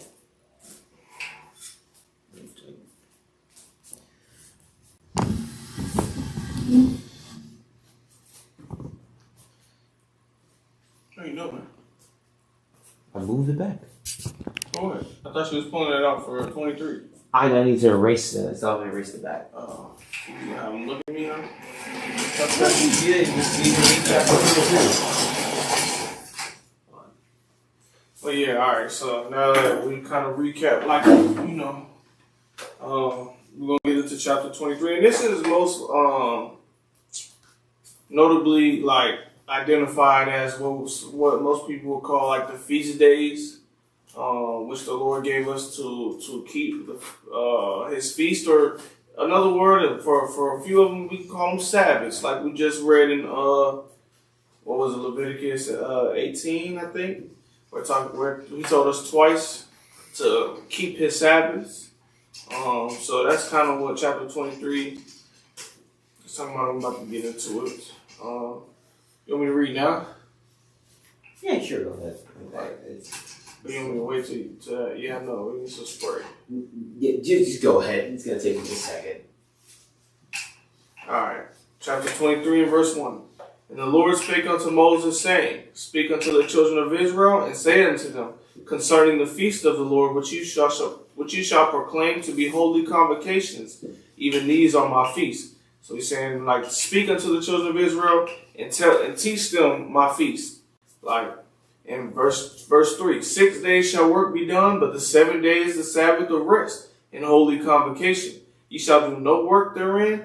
It is the Sabbath of the Lord in all your dwellings. So the first thing he said, and he went back to what we've read plenty of times before, the weekly Sabbath. This is the Sabbath that 6 days you have work, and on the 7th day you do no work. You separate yourself. It says you have a holy convocation and you do no work. So the first one that he mentioned was just the weekly Sabbath. And then verse 4. Now these are the feasts of the Lord, even holy convocations, which you shall proclaim in their season. So now he's going to go into this list of these different feast days, and he's going to give us the time or the date we can say that they're on, and how we are to keep them. Right? So verse 5. In the 14th day of the first month at even is the Lord's Passover. And on the 15th day of the same month is the feast of unleavened bread unto the Lord. 7 days ye must eat unleavened bread. So we're getting right here, the first one, he's saying it's Passover. The 14th day of the first month at even is Passover.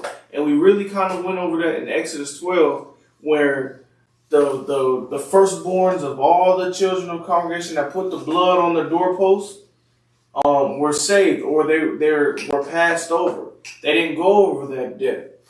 So we read that, and they immediately went into the Feast of Unleavened Bread, where when they left Egypt, they were hurrying out. They didn't have time to bake their cakes with leaven, so they left with unleavened bread, and that's what they continued to eat for the next 7 days. But my point is, this is a feast unto the Lord. The first is the Passover, which is on the 14th day, and we'll get it visual for you guys, but it's on the 14th day of the first month at even. See, it's not the day. It's not the whole day, 14th day of the first month. It is a specific time in the day. It says 14th day of the first month at even is the Lord's Passover. Now, real quick, I'm going to stop there, and I'm going to read we've read it a few times, but I just want to keep reiterating what this even is and what it looks like.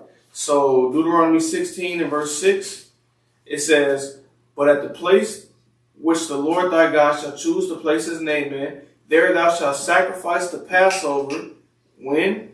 At even, at the going down of the sun, at the season that thou camest forth out of Egypt. So right here, he's really saying the same thing. He's saying you need to sacrifice the Passover when? At even, and it tells you what even is. It says the going down of the sun at the same season that thou camest forth out of Egypt. Because keep in mind, God told us we need to keep these in their season.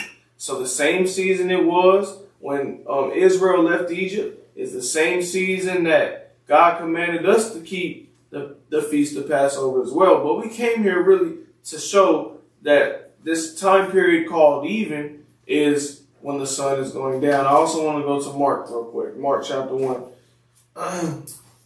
Just to show another witness of it. Just in case, we need another witness. We have one. Mark chapter 1, and I believe is what? Verse 32. 32. Mark chapter 1 and verse 32, yep. And at even, when the sun did set, they brought unto him all that were diseased and them that were possessed with devils. But like I said, we just came here to show that at even, what is even? When the sun did set. So it's at the end of the day when the sun is in the sky, and then you start visibly seeing it going down over like a 30-minute probably time period. That is what we would call even. It's that time period of the sun starting to go down. So taking it back to Leviticus chapter 23, when it says, on the 14th day of the first month at even is the Lord's Passover. And then on the 15th day, and once again, we're going to have visual representation, but on the 14th day at even, When the sun's going down, okay, we need to kill this Passover, or in our case, we need to take Passover, and we're taking it, and we're taking it. And as soon as that sun goes down, it is now the 15th day.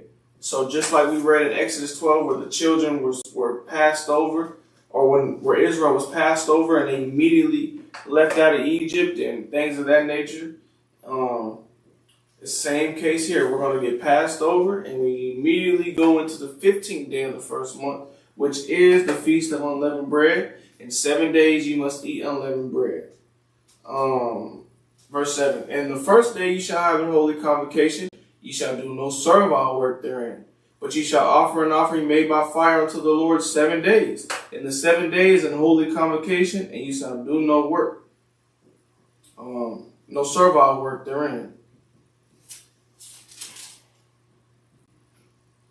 So this is what we call the Feast of Unleavened Bread, and it says 7 days you must eat unleavened bread. So it's a time period of 7 days where you eat unleavened bread, and on the first day is a holy convocation unto you, and the 7th day is a holy convocation, which holy convocation really means just holy gathering. So it's like where everybody comes, like we're feasting unto the Lord, and we show up to what we call a church, or really just a holy gathering in general, but church, and like feast for the Lord, and you know, celebrate to the Lord. But we do that all 7 days, right? And then, yeah. Are you ready? Oh yeah, it's good. I just don't want to keep going if you're not. Like, I don't know how you're doing it. I can scoot it over there.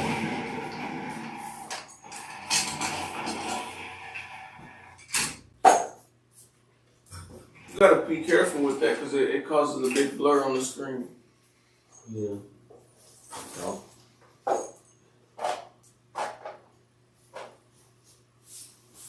That should be fine. Then just turn, I think. Ready to scoot back some. Maybe. But what I can do as well is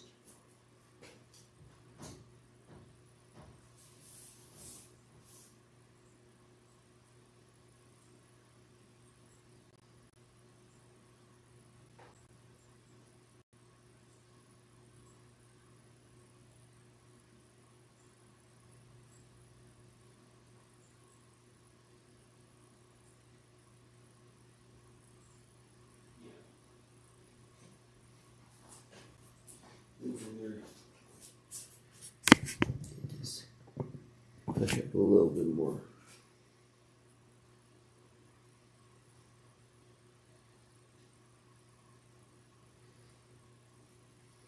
That's good. Yeah. Unless you want to take it down some. No. Because you don't want to cover that top part. Yeah.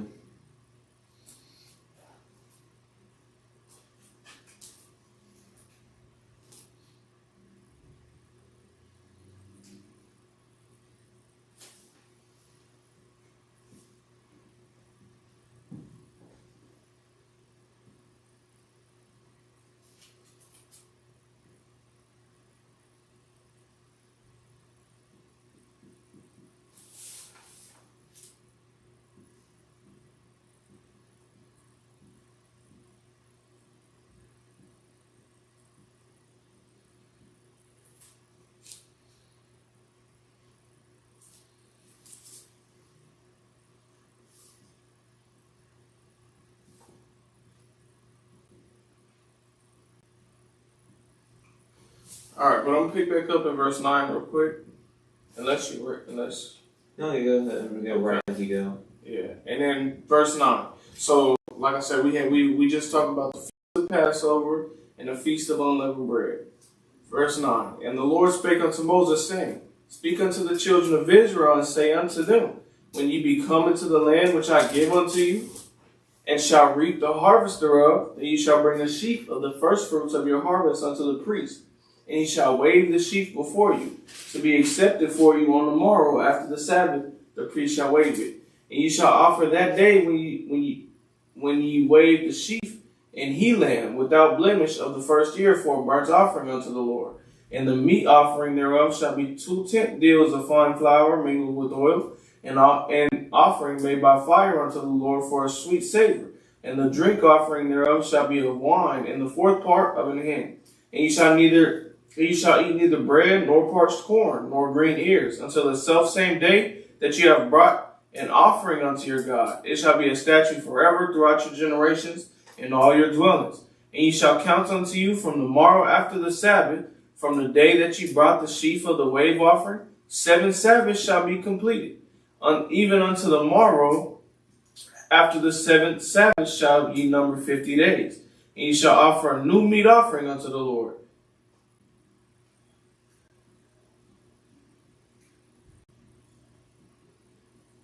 Ye shall bring out of your habitation 2 wave loaves of 2 deals. They shall be of fine flour. They shall be baken with leaven. They are the first fruits of the Lord. And ye shall offer with the bread 7 lambs without blemish of the first year, and 1 young bullock, and 2 rams. And they shall be for a burnt offering unto the Lord, with their meat offering and their drink offerings, even an offering made by fire of sweet savor unto the Lord. Then ye shall sacrifice 1 kid of the goats for a sin offering, and 2 lambs of the first year for a sacrifice of peace offerings. And the priest shall wave them with the bread of the first fruits for a wave offering before the Lord with 2 lambs. They shall be holy to the Lord for the priest, and ye shall proclaim on the selfsame day that it may be in holy convocation unto you. Ye shall do no servile work therein. It shall be a statute forever, and it shall be a statute forever in all your dwellings throughout your generations. And when you reap the harvest of your land, thou shalt not make clean riddance of the corners of thy field when thou reapest, neither shalt thou gather any gleaning of thy harvest. Thou shalt leave them unto the poor and to the stranger. I am the Lord your God. You want to talk about that? Pentecost? Yeah. I was going to say it for the end. Where do you want to do? Okay, that's cool. And then verse 23.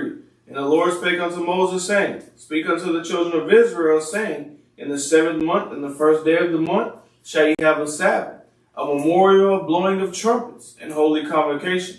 Ye shall do no servile work therein, but ye shall offer an offering made by fire unto the Lord. And the Lord spake unto Moses, saying, Also on the 10th day of this 7th month, there shall be a day of atonement. It shall be an holy convocation unto you, and ye shall afflict your souls, and offer an offering made by fire unto the Lord. And ye shall do no work in that same day, for it is a day of atonement to make an atonement for you before the Lord your God. For whatsoever soul it be that shall not be afflicted in that day, he shall be cut off from among his people. And whatsoever soul it be that doeth any work in that same day, the same soul will I destroy from among his people. Ye shall do no manner of work. It shall be a statute forever throughout your generations in all your dwellings. It shall be unto you a Sabbath of rest, and ye shall afflict your soul in the 9th day of the month at even. From even unto even shall ye celebrate your Sabbath. So this is atonement, which we talked about in Leviticus 16 as well, right? Verse 33. And the Lord spake unto Moses, saying, Speak unto the children of Israel, saying, The 15th day of this 7th month shall be the Feast of Tabernacles, for 7 days unto the Lord. On the first day shall be in holy convocation. Ye shall do no servile work therein. 7 days ye shall offer an offering made by fire unto the Lord. On the 8th day shall be in holy convocation unto you, and ye shall offer an offering made by fire unto the Lord. It is a solemn assembly, and ye shall do no servile work therein. These are the feasts of the Lord, which ye shall proclaim to be holy convocations, to offer an offering made by fire unto the Lord, a burnt offering and a meat offering, a sacrifice and a drink offering, and everything upon his day. Beside the Sabbath day of the Lord, and beside your gifts, and beside all your vows, and beside all your free will offerings, which ye give unto the Lord. Also on the 15th day of the 7th month, when ye have gathered in the fruit of the land, ye shall keep a feast unto the Lord 7 days. On the first day shall be a Sabbath, and on the 8th day shall be a Sabbath. And ye shall take you on the first day the boughs of goodly trees, and the boughs of thick trees, and willows of the brook. And ye shall rejoice before the Lord your God 7 days. And ye shall keep it a feast unto the Lord 7 days in the year. It shall be a statute forever in your generations. And you shall celebrate it in the 7th month. And you shall dwell in booths 7 days, and all that are Israelites born shall dwell in booths, that your generations may know that I made the children of Israel to dwell in booths when I brought them out of the land of Egypt. I am the Lord your God. And Moses declared unto the children of Israel the feast of the Lord. The end of chapter 23. So like I was saying previously, he's giving us the rules. First off, he's listing us the feast days. These are the days that he gave us, that he wants us to keep. And they're all like pointing towards something in the future. And then he teaches us how we are, the ordinances of the feast days and how we need to keep them, right? But yeah, we let the board do the rest of the talking.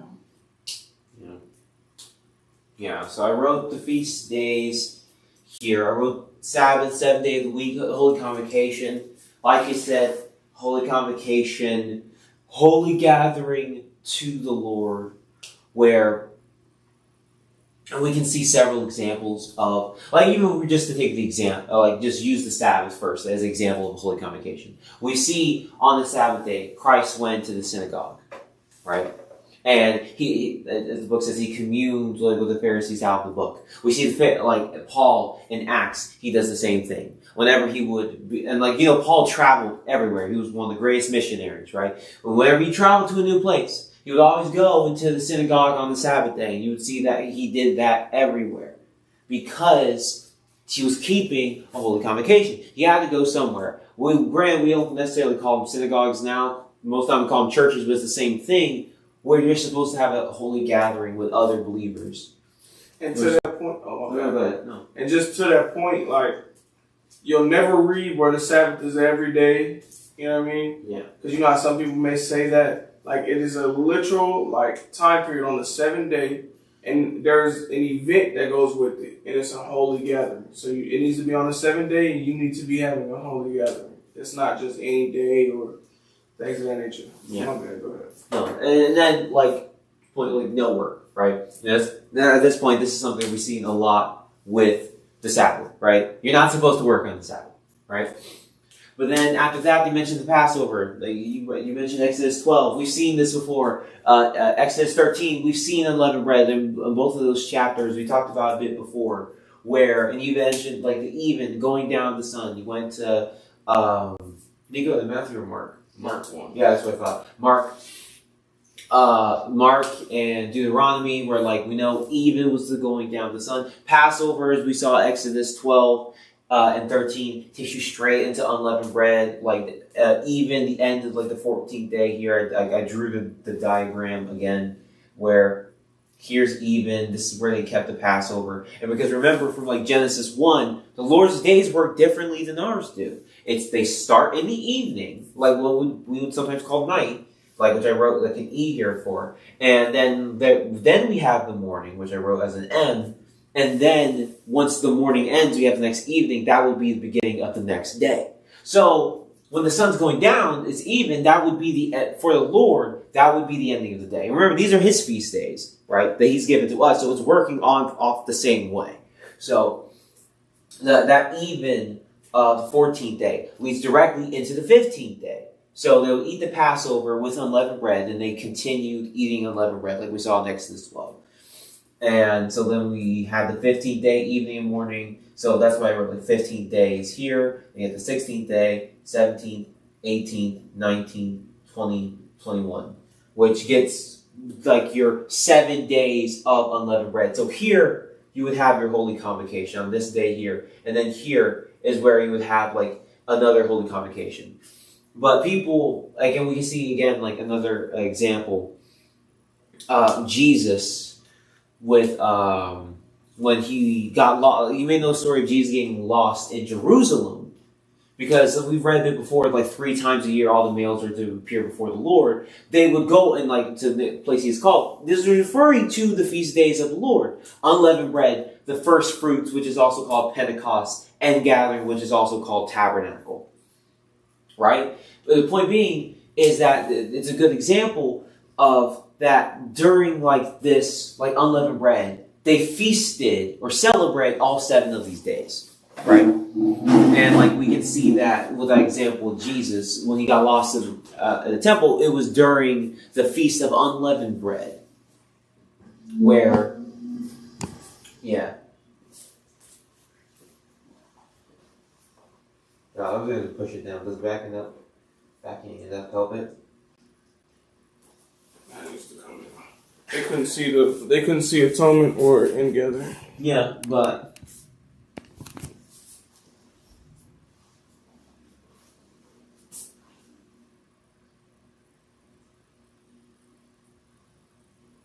You still can. okay. Well, I talked about. Do what you do. I talked about the Sabbath, but yeah. So they feast out 7 days, but they had a holy convocation the same way we've talked about, like with the Sabbath, first and seventh day. And then even a notable difference is talks about having no servile work, which is basically servile work. You can think of it. No work is you can't cook, you can't clean, you can't do just like any form of work. Well, servile work was like essentially our jobs, right? Where we could do no servile work, but the work required for the feast. Because the thing about the feast is a celebration where you need to cook food. You need to clean, like people are partying, there's going to be messes. You need to clean those messes. But the point is, people, like on these first and seventh days, there shouldn't be, like they're absolutely commanded not to work. Because this is a day in which I'm celebrating. So why would you be working? Like, why would you go to your 9 to 5 on a day that I'm saying is special and we're supposed to be celebrating? You're not. So that's why it says there's no servile work, right? And then from there, we have Pentecost, or what's called also the first fruits, from the waving of the first fruits offering. And it talks about how you're supposed to count 7 Sabbaths after the waving of the offering. And the morrow after the 7th Sabbath, it would be the Feast of First Fruits, or the Feast of Pentecost. Which you hear people say Pentecost, which means 50 days, because 7 Sabbaths, like Sabbath is every 7th day.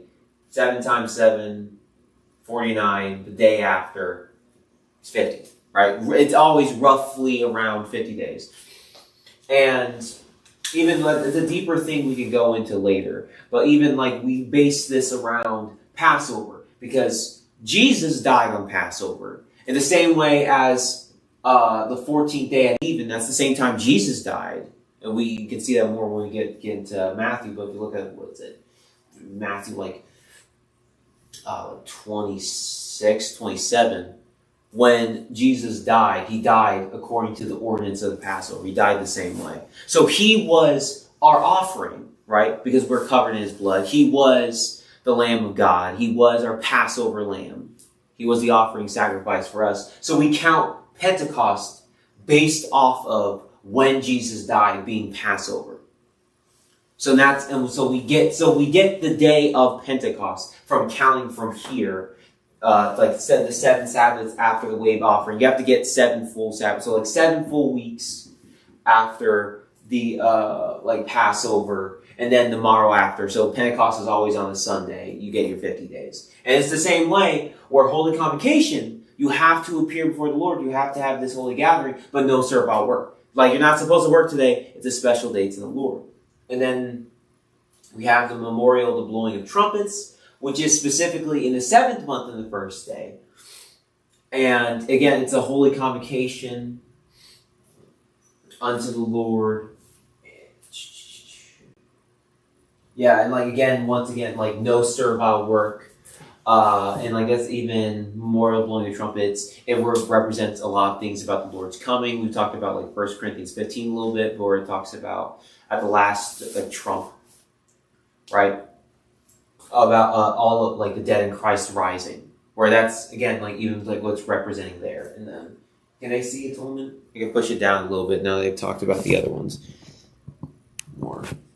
But atonement, the 7th month, the 10th day, so 9 days later, you're supposed to afflict your soul, which means fasting, which means you for 24 hours you don't eat or drink. This is an entire day where you fast, which means you don't eat or drink. And even we talked about what was done on atonement in terms of the sacrifice that Aaron or just the high priest in general, like after that point, like he died, would do in like representing Christ. Where in the same way now, we remember Christ, because at this point, like Christ has died, he has been our atonement. So we afflict ourselves in remembrance of how he afflicted himself for our souls, right? He died for us. So in atonement, we remember that. And again, it's a holy convocation. And unlike like unleavened bread in Pentecost, there's no work whatsoever. The same way as the Sabbath.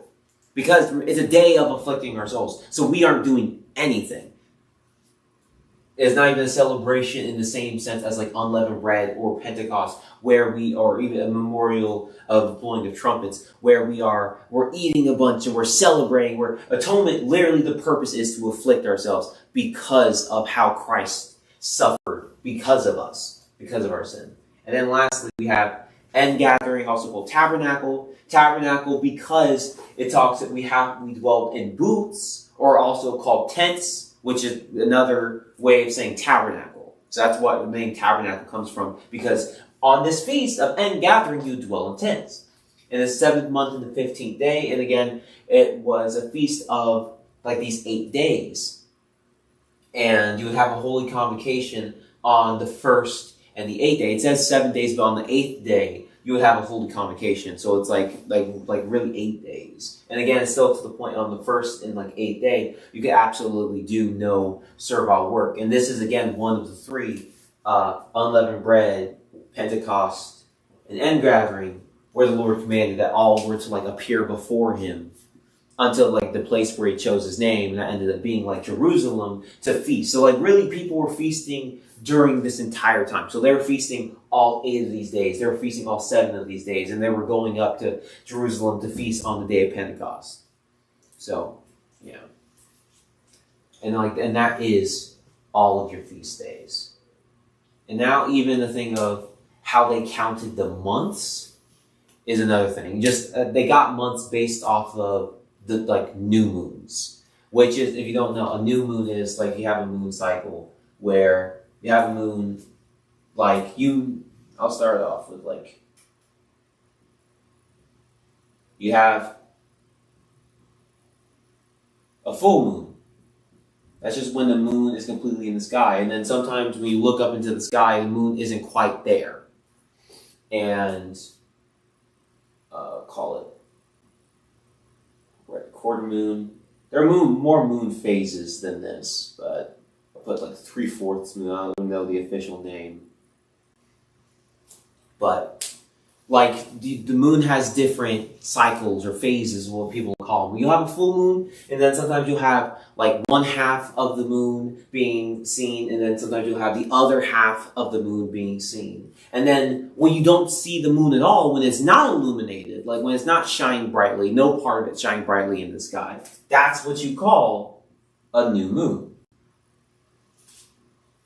Which we've already read about a little bit at like these points in time. But the new moons were how they, with the Lord, we got like our months. That's how you got like a new month, based off of the new moon appearing. So whenever the new moon would appear, that means there would be a beginning of the new month, which is even, like Xavier brought up before, everything was done in its season. So Passover was always, and like unleavened bread was always very specifically in the spring. So whenever like the new moon would show up around that time, that would be the new beginning of the year, and that would be the new first month.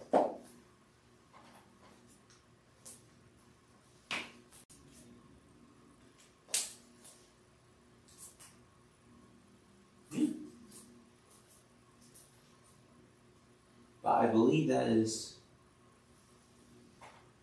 all I've got to say about Leviticus 23. More you want to? Nah, I feel like you broke it down pretty well. And like you said already, we went over Passover, unleavened bread. We went over the Day of Atonement in Leviticus 16. And as we continue to read, and we'll dig more into like the Pentecost and the memorial blowing of the trumpets and end gathering, because they all, just like atonement, how it represented Jesus dying and living again for us to give us an atonement for our sins. Just like how we read Passover and how it was Jesus dying and passing over us. Just like how we read unleavened bread, which we read how the leaven represented sin and how we need to be, after we get passed over or we come under the blood of Christ, we need to be living sin free.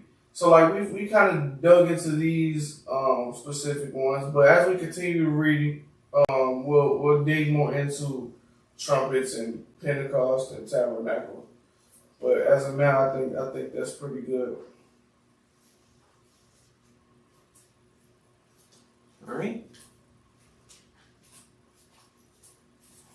Yeah, and that's all Leviticus 23 talks about.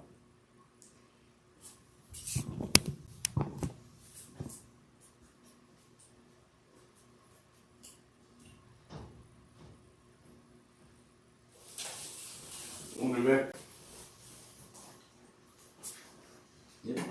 But anyways, so that's gonna conclude, today's. What did we read? We read like 17 to 23 today.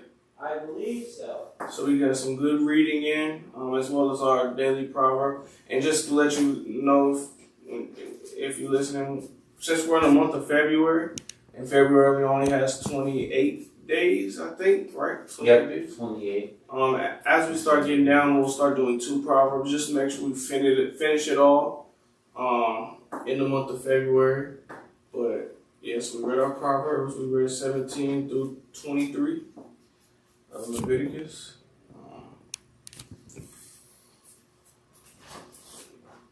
Things of that nature. So, yeah. I think it's. I don't have a scripture in mind. I can't. Me neither, man. Huh? You're the host. I'm the host.